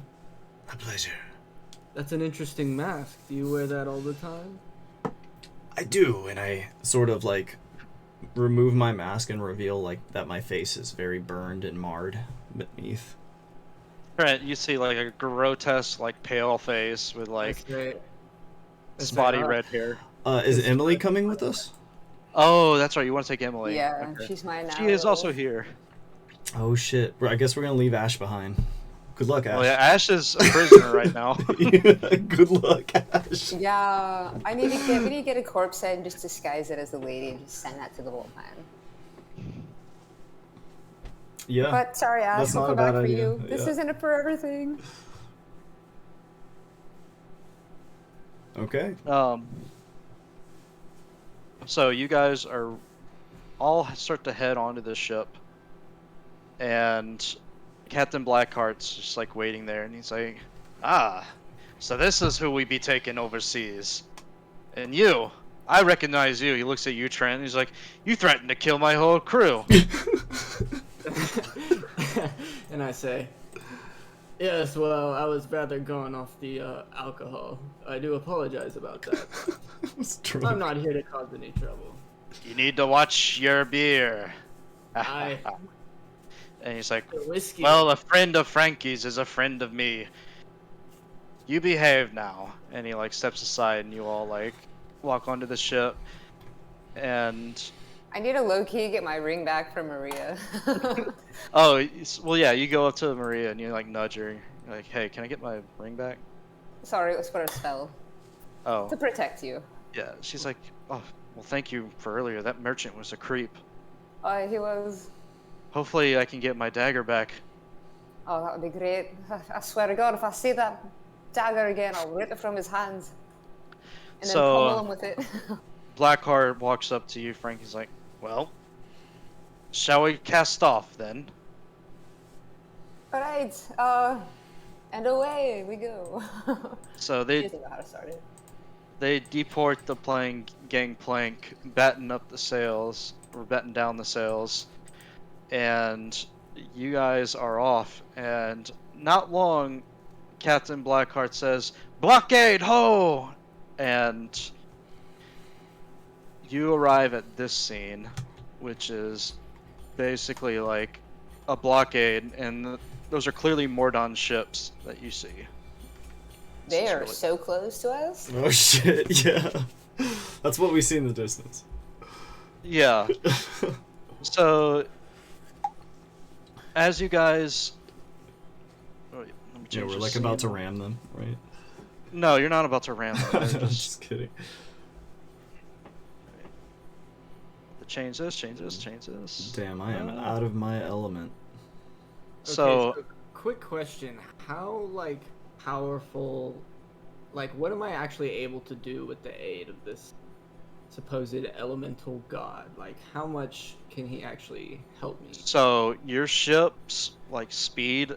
So, for instance, it'll take 2 weeks to get to Mor'dan. With the help of your element, it takes 1 week. You're able to navigate like normal in storms. During naval combat, you can move twice the speed of the ship. Oh shit. That's pretty cool. That is so sick. Or your ship moves twice the speed. Sorry. That's basically it. It's just like your elemental is a speed buff. Okay, so I drop to my knees and I pray to the elemental and I say, "Oh great one, I know you are listening. Bless this vessel that we may escape and get to where we're going, or do whatever is necessary. Just watch over us, oh great one." Oh shit, do I hear him do this? Roll me a perception check. Everyone's kind of like on deck, like watching the ships. They don't really notice, but Iku, roll me a perception. I'm always interested in religion. What's this guy over here saying? So you notice him drop down, and you say this in common, Forrest, Trent? Yes, yeah. Yeah, okay, so you hear him say like, "Oh great ones, I pledge myself. Please guide me through this, like, peril." Oh shit, okay, so I just listened to all of this? Yeah. I'm gonna take note of anything that happens as a result of this. As you guys are, like, watching, you're surrounded by a bunch of larger, like, battleships as they, like, one comes up beside you, and they aren't aiming guns at you or anything like that, but they start to, like, bring out a gangplank, and Blackheart, like, puts his hand up to the rest of his crew, like, okay, well, I'll parlay with them. Okay, and as this is going, never mind. Keep going. Okay. Um. So as two men are gonna come like through the gangplank onto your dinghy, and this guy is going to also appear, and he's like, "Greetings. I am Etcher. I am the ambassador to this fleet, to Admiral Marwin. Who do I have the pleasure of addressing?" And Captain Would Blackheart's going to like walk up, and Ambassador Ria's going to walk up. Frankie, what do you do? What do you want to do? I'll slowly stand up behind them, but technically Ray is my boss and the captain is, well, the captain, so I don't really want to. I will be behind them, but I will not intercede yet. I'm Ambassador just Ria gonna is like, listen. "Captain Blackheart, if I may. Um, yes, I am Ambassador Ria. We sent ravens to Mor'dan ahead of us. We're the envoy that's supposed to meet with the council there." And he says, "Yes. Um, Emperor Maximilio will be glad to receive you. I just want to make sure you have no contraband on this ship. This is strict trade rules, and any breaking of the embargo is a crime of war." And Okay. so, So as he says that, I kind of like look around here and I just pull that diamond necklace out of my backpack and I hide it somewhere. Did he say what his name was? uh, his name's not showing. Oh, his name is showing. Do you see it now? No, I do not. It says Mordani Envoy, parentheses Etcher. Etcher. Okay. Yeah. So, So upon further look at this guy, he doesn't seem like a human. He doesn't seem like he's like a creature. He seems like something else, like mechanical. oh shit, what the fuck? Can we get But a these two shift guards are Z of clearly this guy? human. Do what? Can we get a shift Z of this guy? Shift Z? Uh-huh. It shows us his character art. Oh yeah. Oh, it's because he's not showing to all players. Let me fix that.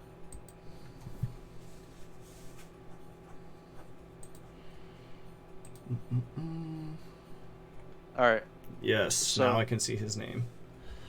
Cool. So Oh this is what he- shit. So you've never seen anything like this guy before, but he's very polite and concise.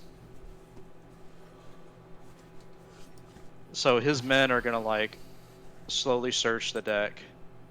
And he's like, "We don't normally allow gunships to pass the picket line, but we'll make an exception. We understand that the seas can rough and piracy is rampant." And he like looks towards Captain Blackheart. And one of them is gonna nod to the other, and he's gonna go below deck, while the other one like stands guard. This would be a good time to jump them if we're gonna jump them. Well, no, because it's on deck. Is anyone watching us from the ships above? Yes, there's like 4 or 5 ships surrounding you. Okay, yeah. Just let them do their thing, I guess. We don't want any trouble right now. So you're hiding your stuff, right? Yeah, it's like hidden on my person. Yeah, I'm gonna, I guess, stash my belongings in this corner if I can. This guy's gonna come back up deck, and he's like, looks at the other one, and they look towards Etcher, and they're like, "All clear, sir. The ship is clean." And Etcher looks towards the group once more, and he says, "So it seems that you're clear. I'll be happy to escort you to Mor'dan, if that's okay." Just by de facto listening to Ray. Alright, and Rhea's like, "Alright, I'm sure that's okay with the rest of the crew." And he's like, "We'll escort you." And he and his men deboard the ship back to theirs. And you guys are now being escorted by five warships. Are Oh, those shit. things even people? But we are crossing the line, right? Yeah, they're letting you through, but you have to be escorted. Okay, well, if Forrest can make us move literally twice as fast as these ships, we can bolt the fuck out of here. But then Are we'll you- probably We don't have ships on our have to. tail. We don't have to. Yeah, but we They'll can chase us if we outrun do. any ship. I don't know, because this is a political engagement, so if we run, it's not going to be a good image. That's true. That's and it'll true. ruin our chances to talk to them. Okay, that's a good point. If we just play it safe for now, we can. Yeah, you're right. You can always outrun them later, but if we need to like escape, you know, and get the fuck out. Yeah. Okay, so are there ships? Are they within shouting distance? They're close, but I don't know if it's close enough for you to like scream. Like I'd say they're like 300 meters away on like either side of you. Like flag Well. signaling. Guess we're not going to Chiss. No, you're going to Mor'dan. That's where you're going. We're going to a hostile country's capital. I think real quick also, while we're boarding, Frankie's gonna move over to Iku real quick and be like, and try to talk to him just for a second. She still is not gonna address what was mentioned last night, but different information. Okay. I guess you, brother, come here real quick. So she's just staring blankly at me. She says, "Come here, real quick." Okay. So like, kind of move over. What's on your mind, Frankie? I need more time to think about what you said last night, but I wanted to let you know I did a little bit of reading, and this empire is very anti-magic indeed. It's in fact not even allowed in their country. They are very real sponge, so I just want you to be careful. Thank you for the warning. So as they're saying this, I'm kind of like eavesdropping, and I Alright. pick up on that. I'm just like looking over the waters. They're very anti-magic. They do not like magic being casted freely in their city. Yeah, If they catch Frankie's you, gonna, the punishment is steep. Oh, yeah, shit. Frankie's gonna tell Okay. Tajgroth the same thing that she again, but yeah, but that they're also like neo-Nazis in the simulator. So like just again, like just know that we're walking into enemy territory. They don't like magic. They're neo-Nazis. They're ruthless. Like they're very war-driven. Nazis. Holy fuck. Okay. Yeah, they're not a joke. So just like we have all of these things that they will not like. So let's just be careful. Okay. I So, feel like do you there's guys a want high to do probability of this being true. Anything on the Oh, ship, yeah. or do you want to just sail straight there? My entire trip will be spent researching a ritual through which I can summon Kuatha. All right, so roll me some success, and I'll tell you what happens. I want to read up on What Like was roll it? me 4 d20s. Actually, no, roll me 5 d20s. Oh shit. Would I add my Arcana to this? It's not. Wait, do what? Would what'd I you say? add? Would I add my Arcana to this? Oh, Yeah, actually, you it's can do it. plus This zero, is, so this it is an doesn't even Arcana matter. check. Arcana check. Okay, well. So it's yeah, add it to it. Each of plus those. 0. Okay. So, you. Ooh, As but I'll you're, use like- guidance for each one Okay. if I can. Okay, use guidance for each one. That adds a point, right? It adds that Oh, no. much to each one. Okay, even better. As you're sitting below deck throughout the days, you have Kuatha in front of you as long as you can for each time. On the third day that you do this, you're at sea for 5 days until you get to Mor'dan. On the third day, something very strange happens. Your head splits open, and instead of the instead of the tentacled face that you have known, a certain creature comes out, but in the form of arcane energy. Oh, is it the thing I saw in my dream? Yep. And this seems to be the form that Kuatha has taken.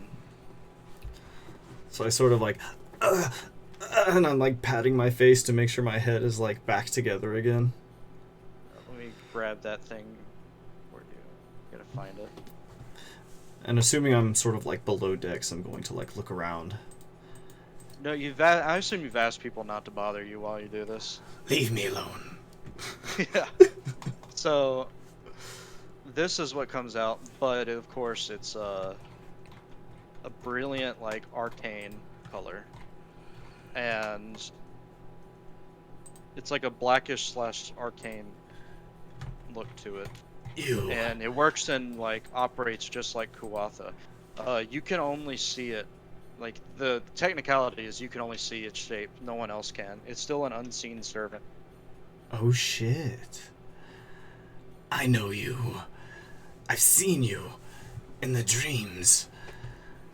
It looks up you expectantly. Ah. It's so good to finally know you. I'm going to sort of like pick it up in my hands and like look into its octopus eyes. You look into it and it's like squints back at you. So this is just a physical form for the unseen servant? Yeah. Okay, excellent. And you can now keep it out. What was the original timer on it? It was 1 hour. You can now keep it out for up to 8 hours. Yes. At last. Kuatha, it's so good to have you with me. Alright, does anybody else want to do anything on the ship? Does Toshcraft hear back from a raven at all with any language stuff? The Raven wouldn't come to you on the sea, though, unless you had that instruction, but I don't know, like, Ravens wouldn't be able to find you. Got it. You'd have to go back to Galen to read the message, is what I'm getting at. You know what? I How about we just say screw this and we just bolt? They can't keep up. Because I think we're meeting them. We're meeting like other political meeting with leaders. their council. We're Okay. country. Okay. The whole point is to, like, buy time so that they don't, like, Galen doesn't get immediately invaded. I see. Yeah. If Frankie was not sick, she would probably spend her time teaching Emily the ways of the cleric and how to, like, control her power. Maybe one day reading up on a medicine book, because I kind of want to study the plants and stuff. You have your medicine book with you? Well, I gave the medicine book to Emily. I don't know if she has Oh. it, but She has it. So, I'm going to teach her cleric stuff. Yeah, for like 4 days and read a book on medicine for one. alright. So you and Emily study buddy, and she learns quite a bit, but nothing to, like, expand her powers. You basically teach her, like, how to wield a weapon. This is what it came down to. Medicine-wise, you learn about different plants around the world and, like, what they do. And, what's it called? You teach her, like, how to wield a hammer, and, like, she starts, like, working out with the hammer. Does she want my hammer? She can have my hammer. I only have 2 weapons. You want to give her the hammer? Well, I have a sword now, so I can give her my hammer. Yeah, it'll be like a Oh, tradition or shit. something. All right, so you hand her the hammer, and she is giddy over it. This is But quite it's, like, special to me, but It's pretty you're also heavy, quite though. special. She, like, drops Yeah. it the first time she tries to hold it, but then she can barely swing it, so she'll need some time. Yeah. Yeah, it's a Um, heavy hammer. That's awesome.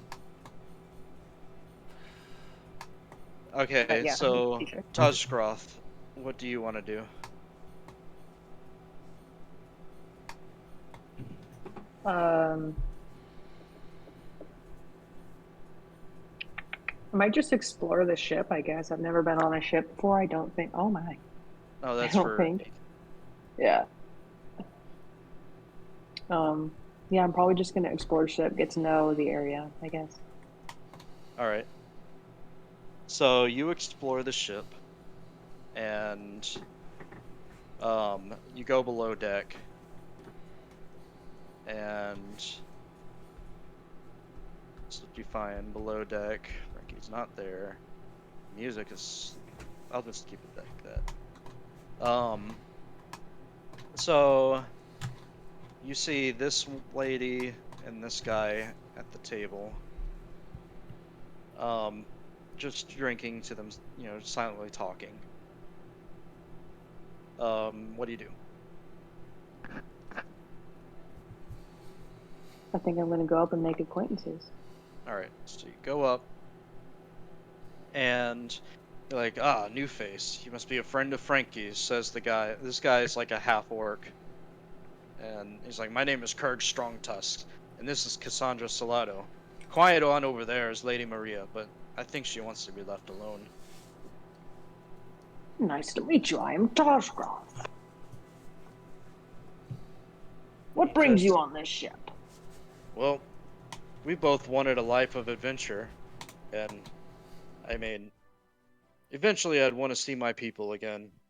I've never actually met them. You've never met your people? Yeah, the Orcish tribes are far to the south. I was raised in an orphanage. You were raised in an orphanage. What orphanage were you raised in? In Port Chist. Do I know this orphanage? No. Oh, okay. But you do remember, you recall a half orc that you used to be friends with as a child. This is not him though. Oh, yeah, that's what I was trying to figure out. Okay. um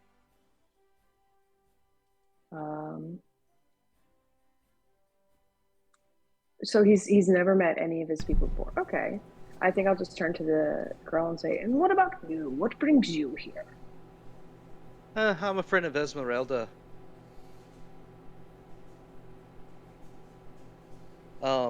She brought me on board.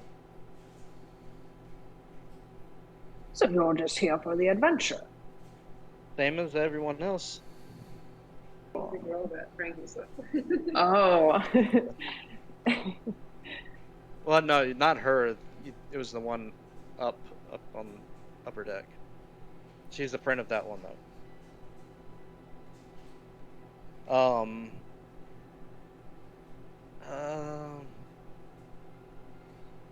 So you guys are just gonna talk, or you have questions? I think we're just talking. If he's never met any of his people before, I'm probably not going to ask if he knows Bogrock. It's worth a shot. All right, then I'm going to go ahead and tell me, have you ever met another half orc named Bogrock? He's gone to think for a bit. It's like, I've only met one other, but he didn't go by the name Bogrock. What does Bogrock look like? Same as me? What color skin? Very similar. He is half orc. I think he is a bit darker than you. Perhaps his orc is more prominent. The orphanage you came from is south of Port Chis, near Piddlewaddle. God, the name. So there is a chance that like Kurg possibly crossed paths with Bogrock and didn't know it at the time. But you guys were like 19 when you went your separate ways and you went to the temple. Is that correct? I didn't find the temple until about 4 years later, but we parted ways around 17. Okay. Oh, more like 17. All right. He doesn't know for sure, but you think there may be a chance that this was Bogrock he crossed paths with, because like there's not many in the northern part of the world. There's not many half orcs. It's mostly humans. Okay. So he may have, he may not have. I think we're just gonna like kind of chat and talk about just different stories we have. All right. He tells you one particular story. Like they like telling like sailor stories and stuff, like just different things that have happened out at sea. Kirk tells you of a tale of the fog, and it goes that there was once a crew of wealthy merchants who decided like it's a bad omen to sail against the fog. Ships have like always disappeared, and there's one crew that he knew personally of that they were like their entire ship was like gone through the fog in like real time. So they were like escorting a merchant ship, and the merchant ship went through the fog and didn't come out on the other side, and this all happened within like an hour. So like that's his personal experience with it. It's a common like story amongst sailors. It's a bad omen to go through the fog, but he's experienced something like that in real time. And only the Regal Sea is like where this happens. That's the sea you guys are on. I am going to ask around and find out what the story is behind that comment Blackbeard made about threatening to kill the whole crew. Okay, so back on the main deck. But before he goes around, I noticed this octopus right here. This octopus you is don't invisible. see anything. I don't see it? Okay, never mind. Only I see it. Do you have detect magic or anything? No. Yeah, you won't see it. Iku, so you go around and you're asking about the death threat? Yes. Okay. So who's this right here? That's Ambassador Rhea. Oh, that's Ambassador. Okay, not her. I'm gonna talk to this Esmeralda lady. Alright, so you go and talk to her. I say. like- Actually, You are? I am Igu from Galen. A pleasure to make your acquaintance, miss. You're a very ghastly fellow. She shakes your hand. Yes, well, such is my nature. Anyways, I was wondering if you could tell me what the backstory is being around that, killed the whole crew comment regarding that fellow over there. and I sort of nod in Trent's direction. Like, Short Strider told us about that. You'll have to go ask him. I only know a little, very small bit of it. Okay. In Short Strider's inside. There. Okay, well, what do you know about it? That man over there up and threatened to kill all of us. I see. Yes, well, that sounds like something I should know about. But you'll have to ask Short Strider and Blackheart. I only know so much. Yes, well, thank you for your time, miss. I'm gonna knock on this door right here then. Blackheart's like, come in. I step inside. Good day, gentlemen, good day. It's like, the masked man has returned. Ah, yes. Don't mind this mask. I suffered some damaging occurrences in the past. This is my prettier side. And I sort of make light. But I say, Listen, I want to know the skinny on those death threats you received from our compatriot. Blackheart steps in. He's like, it was a minor mishap. He was on the grog. We forgave him. Oh. Nothing to be concerned about then. There's 9 of us and 1 of him. But Frankie assures me that he was just enthusiastic. Yes. Well, I do like an enthusiastic person. Very well. Pardon me, gentlemen. And Blackheart goes to Terralt, and like they're like hard at work at like their map table thing. I make a note that there's a map table in here. And I look around this room real quick. Is there anything of interest in this room? Roll me a perception check. Just eyeball this. What y'all got up in here? Alright. Here, hold on. I'll add guidance to it. I want to change my 15. spells also before we actually reach the Mor'dan Empire. All right. Alright. So you just see a bunch of like various books on the shelves. You see a map table. You see a treasure chest, or a chest, not treasure chest, and what looks to be a private journal laid out on a small office table, Interesting. Okay. and a chest of drawers. Alright, so the last thing I'll do is go talk to Trent. All right, Trent. Iku walks up to you. Good day, my friend. How are you doing? Just another day on the sea. Feels like freedom. How farest you, Iku? I'm doing well, so long as there are no rats aboard. I'm not fond of rats. Me either. Listen, At the beginning of our trip, I heard you utter a certain prayer. I was quite intrigued. Can you tell me a little more about your god? Most people wouldn't understand. Why should I waste my breath? You'd be surprised what I could understand. Well, all my life I've tried to believe in the gods, the old gods, the new gods. Nothing ever worked. I never connected with any of them. But I've always felt there was something, a calling. And as the years grew by, and I grew with the sea, I began to feel this calling stronger, like a feeling. I can't describe it. It's intangible. But one night, when I slept, during a storm, it came to me. What would that be? This thing that came to you? An elemental god. Not like any elemental you've ever seen. It was huge. Huge, I say. At least 70, 80 feet tall. And it came to me in my dream, and I was frightful at first, but then that feeling I was talking about, it came over me. And as I reached out to it, it came closer.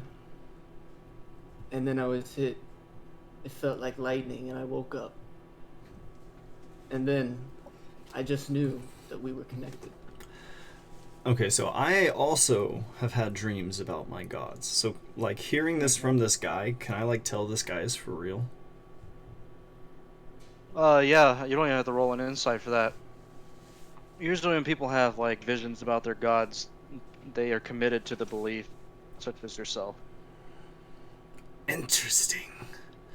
Fascinating. I have dreams of gods myself. I serve the old gods. It sounds as though you're familiar. Very. Many of my comrades serve the old gods. Almost all of them, in fact. Then I'm sure we'll be fast friends. Of course. I open any religion with open arms, but it seems no one understands the connection with my elemental. I understand. I do. Perhaps you do, my friend. Perhaps you do. Okay. And, that's all I really wanted to do. Okay, real quick. Is Can anybody? Josh do one more small thing? Okay, what's that? He's just gonna, while he's talking to the people that are down below, since one of them is half orc, he's also gonna speak to him in orc, just to like have a stronger bond with that guy. Nice. All right. And So you're just developing a bond. All right. So after days of travel, you guys see land on the horizon, and then not long after you come to port, and you are greeted by a very sprawling city with clay roofs and dark obsidian walls, and you arrive in Mor'dan. Oh, shit.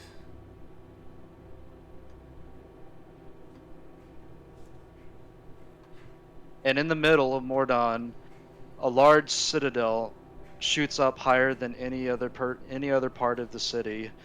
You can see that this symbolizes the power that the government holds over the people. Is this a city I dreamed about? Yes, you've had like 3 dreams about this city. Mm-hmm. One in the distance of a pillaged ruin with the city looming over it. The city's in the distance looming over it.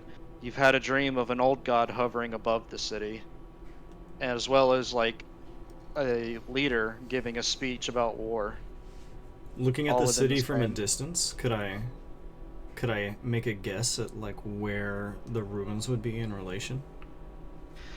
Um, As we like back out at sea, like that way. interesting. Okay. Need to check those out at some point. You also had another dream where the city was in complete ruins and it had been snowing for a while. Oh shit. Okay.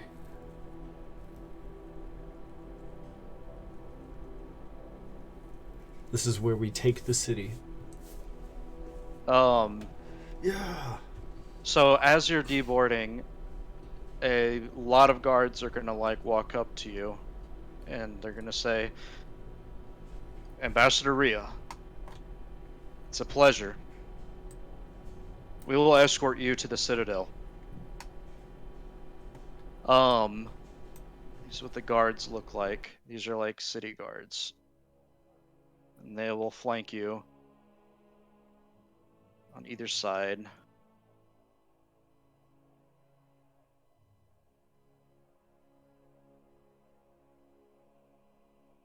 As these guards are like walking near you, you see this man is also gonna like walk up to you as well. And he's just like, welcome to the city of Mor'dan, he says through the helmet. Iku, you hear a voice in your head. Iku, it is so nice to see you again.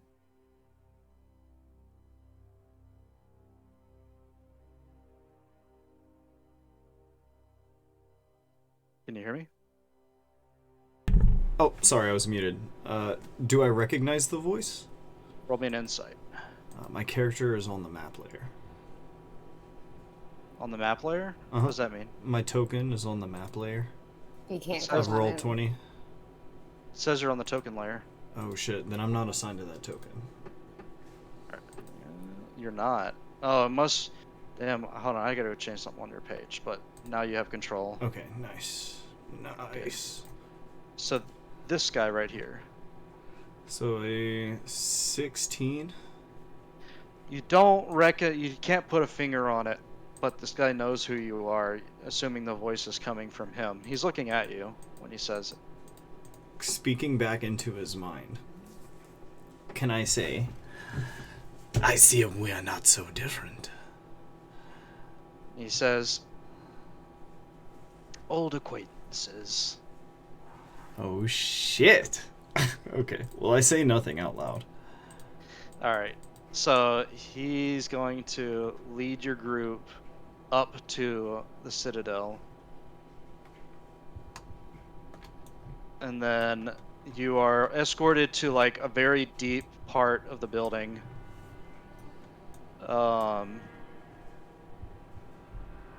Everyone is kind of just like sitting and waiting.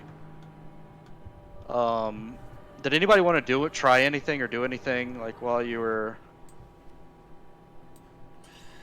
like going to this place or no? I would just be keeping my eyes peeled to see what's around us and assessing like guards and numbers. But This do you want place me is to tell you what I stacked changed my with- spells to? Yeah, sure. Just because I thought it would help for the talking. I changed my first level spells to Healing Word, Shield of Faith, Sanctuary, and I kept Detect Magic. And then for second level spells, I kept Warding Bond, and I changed the other one to Zone of Truth. Okay. All right, noted. So as you guys are walking around, this place is stacked with guards. There's guards all over the place. Are they all the same, like automaton looking thing? I'm just gonna observe that big tanky dude. Yeah. So this guy, did I lose him? Where is he on the map? Oh, well, I'll bring him out again. Just 1 second. Also, I gotta go in like 10 minutes. I have to get ready real quick and go to work. Yeah, that's fine. Session's about to wrap up here. So this guy has been following close, and he stands right there.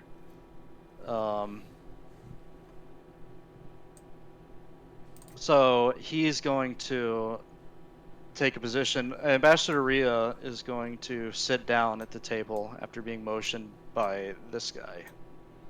And he's like, "Nice to meet you, Ambassador. It's been a long time, but I hope that we can come to a compromise." And she says, "Yes. We don't want to have a war with you. There's not enough resources to do so. And to be frank, my people aren't ready either." And he says, "Well, it seems that you've come here on suspicion, seeing the number of bodies you brought with you, and a little girl." And he looks towards Emily. He's like, "That's a first. I guess you are understaffed since you're using children as your muscle." She's with me. And he looks towards you, Frankie. She's my progeny, if you will. He turns back to the council and he's like, "Well, it would be rude not to introduce ourselves. My name is Emperor Maximilio Mor'dan, the 18th, and these are all my advisors. This man over here, this is Count Karstad. He's the ruler of the lands outside of Mor'dan, the farmsteads, and makes sure that production goes in the correct way. And over here, we have Lord Pryor.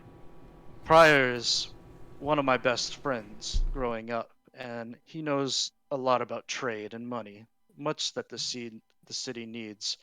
And the rest, this man, Lieutenant Dara, and this man, General Oldron, and let's not we forget, Commander Ingram.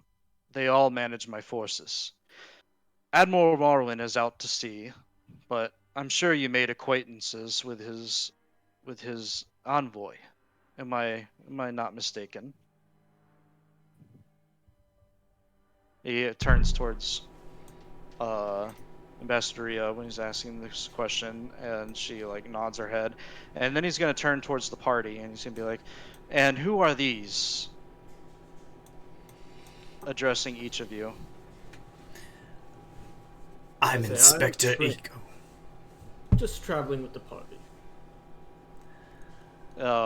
So you say your name is Trent, or what do you say?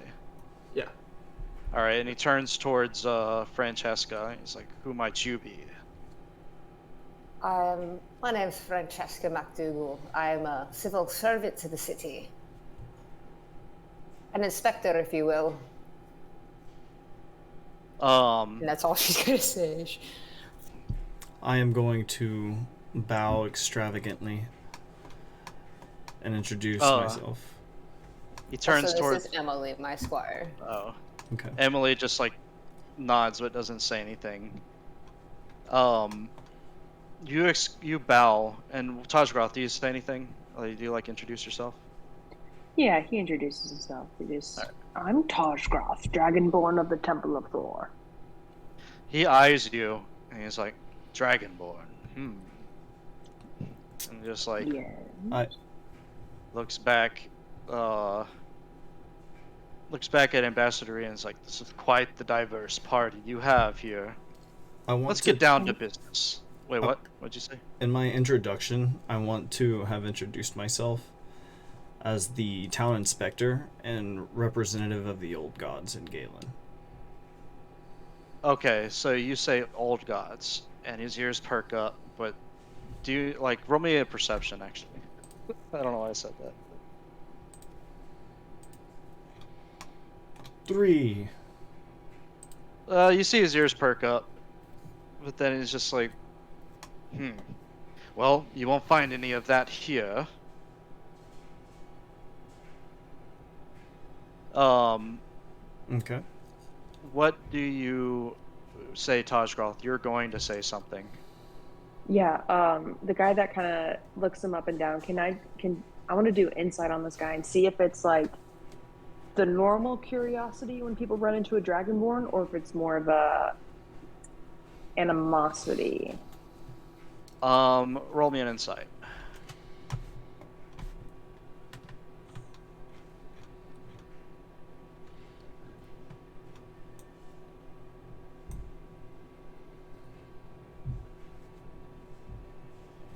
like this music.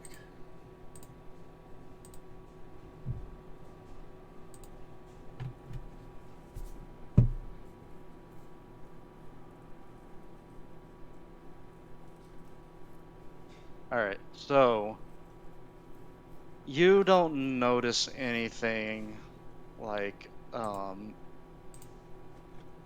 you see that he's like suspicious of you, but you don't know why.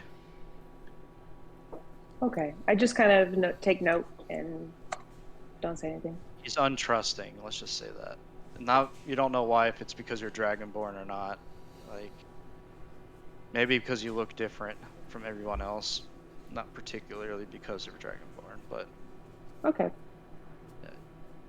he side eyes. Alright, so things pick up and he turns towards Ambassador once more and he's like, let's get down to brass tacks. You are to hand over your mining operation and Andara, and I will stay my hand of invasion. You are to cease trade with Armith immediately, and trade exclusively with us.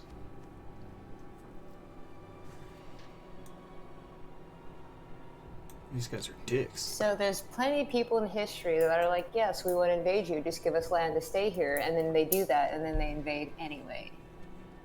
Yeah, so they want Andara and the mining operation, and they want you to trade exclusively with them and no one else.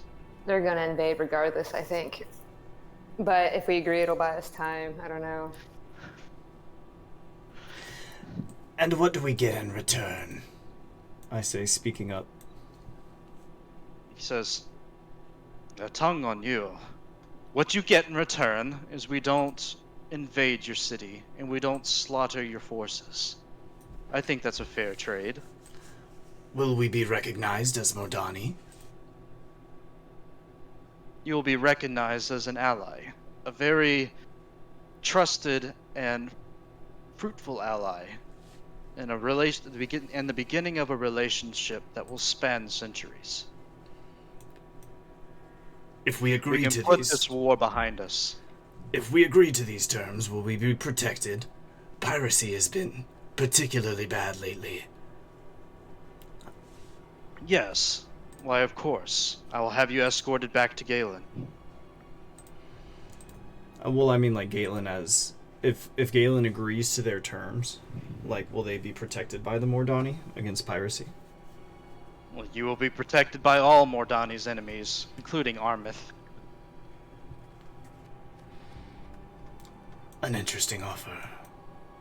May we have the night to think about it? I believe that's not on the table for Ambassador Rhea, but you're welcome, more than welcome to find quarters within the city if you want to. But the deal is not negotiable. You're right. That's up for Councilman Dore to decide. Are they taking her hostage? Is that what he's saying? She does not Roll have a insight. night? I'm just trying to buy time. Yeah, we just, like, sailed straight into a trap. 11. They want to keep her to make sure that she agrees to this. Yeah, sure, let her get babysat. He's like, Emperor turns to you and it's like, she won't be needing the bodyguards anymore. You're more than welcome to go back to Galen and tell the council what perspired here, but we will be keeping Ambassador as collateral. I trust she'll be safe in your care. You have all Very the good. trust. He's gonna try to search for Councilman Reyes' eyes, like through all this, like, oh god, is this okay? Is this okay? Like, make eye contact with me, damn it. Can I look about the Alright. room for anything that would serve as a symbol of Mor'dan or the Mor'dani Empire? Like something they might sign letters with? Or stamp letters with? You look around and you see a symbol of Kavuntu on each pillar. Oh shit. Not Kavantu. I'm sorry, wrong one. Axeloth? No. Shit. Where is he? Vizoth. There we go, Vizoth. Vizoth.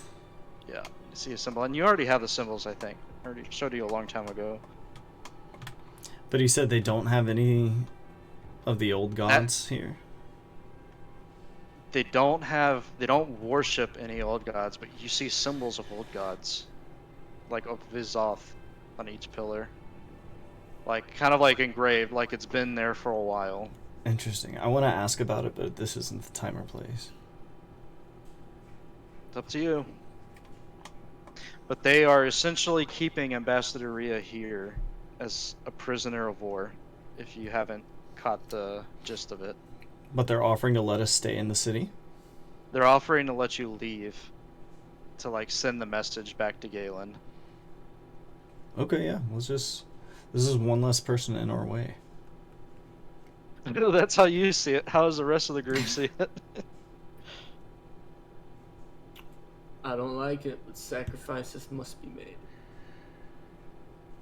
I mean, I don't want to leave her there, but as I like Rhea, she's just trying to fix the city. She's, again, one person out of the way, but not, I don't know, yeah. I don't want to leave her there, but we don't really have a choice. We could bust her out and make a run for it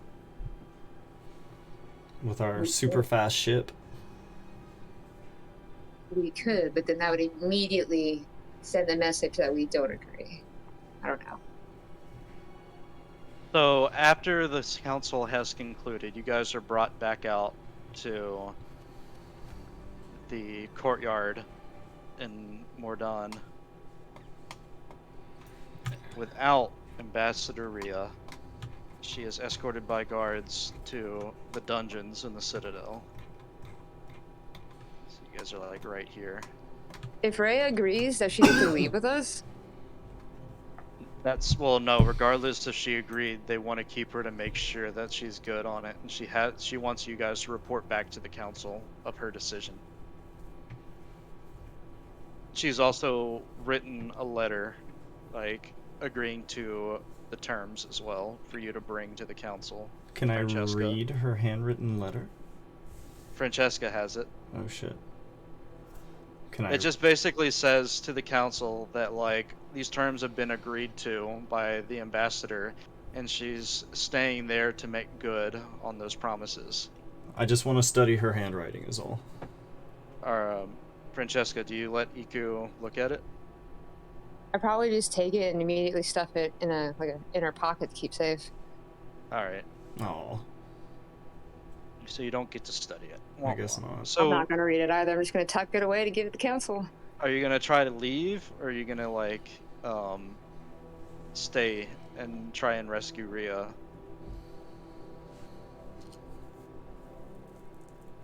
This is. I'll definitely ask you about it at some point, that letter, before we get over there, if I'm there to witness that she wants you to give a letter to the council. But I don't know if we should make a decision or take a week to, like, think about this. Wait, who is this Princess or Rhea? She's the ambassador of our city. That's the one we just left there, right? Uh-huh. Yeah. She got taken to the dungeons. Yeah, we probably shouldn't bust her out, because that wouldn't... She knows what she's doing. She already told us what to do. Yeah, we should probably just go back. Okay. So you guys are gonna try. You guys go down to the docks, and it is, like, the pirates are all, like, getting the ship ready. I'm gonna. You guys, what? I want to buy maps from Maps? the city market of, like, Mor'dan and the surrounding landscape before I leave. All right. You buy a map, or maps. Okay. 10 silver. Damn, this is a great opportunity to get a lot of information. Should we just immediately leave? I guess we could. It's up to you. As you guys are walking to the ship, you see fog rolling in from the southwest. Sorry. You see fog rolling in from this direction. Oh shit. I think Taj Goss sees this, remembers that story, and he's probably like, Perhaps it is best to stay just one night, at least until this fog passes. What do you think, Trent? Is Well, fog scary?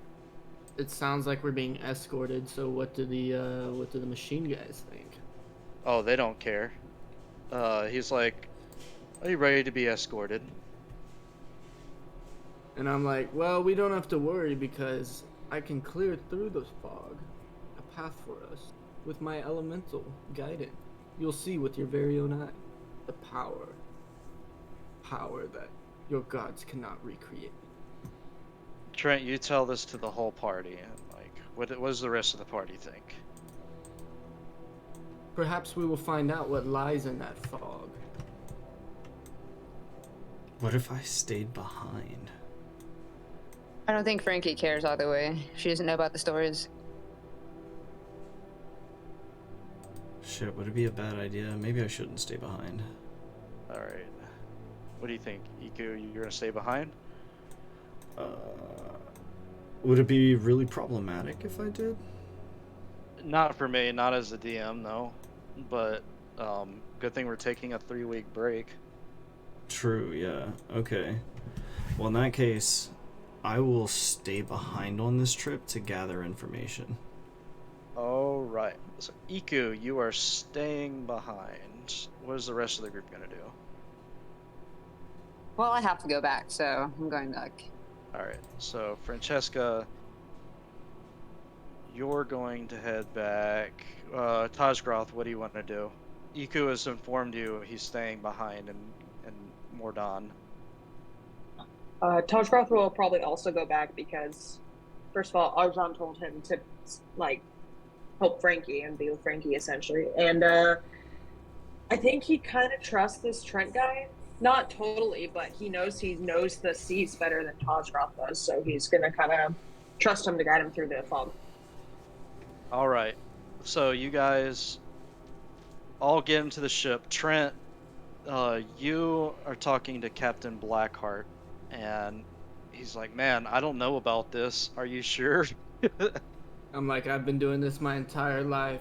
You're a good pilot, my friend, but I will show you true artistry. Roll me a persuasion check, and Captain Blackheart will give you the control of the ship for the time being.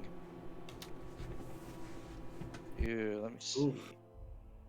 What's your persuasion with the +5? Oh, so he's like, I don't like it here, but being out there beats anything. And if you think you can navigate that fog, be my guest. And so you have full control to get past the fog. I say gladly, behold and be amazed.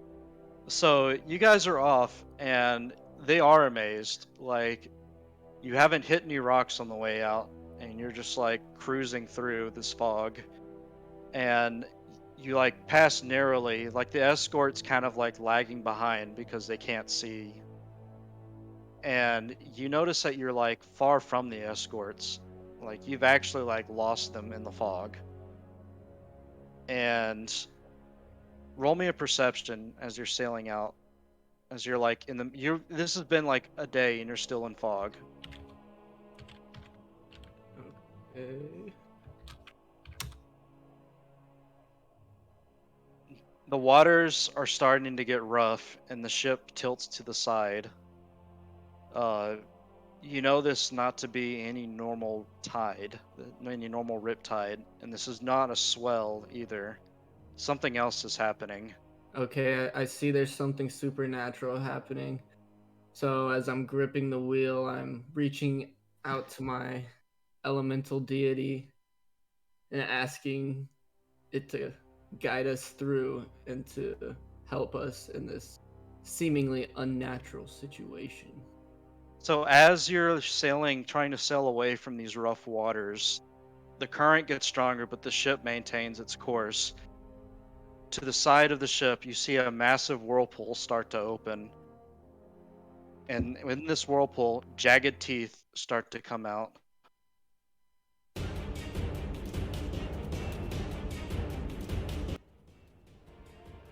All right, guys, I Yep. have to leave. So This is where I'm gonna stop it. Oh, okay. I was like, you can let me know what happens. That's scary, though. So this is something you have never seen before in your entire time sailing. And I will wrap it up here. Oh, snap. Awesome. It's been so fun playing with you guys. Maybe Iku had the right. Yeah. Maybe we should have stayed Yeah. another night. Good luck out there, y'all. Oh shit. Damn, what a crazy session. I love this fucking campaign. All So, let me send you. This will be the thumbnail. Actually, no, this won't be the thumbnail. Alright, I'll go ahead and end the recording here.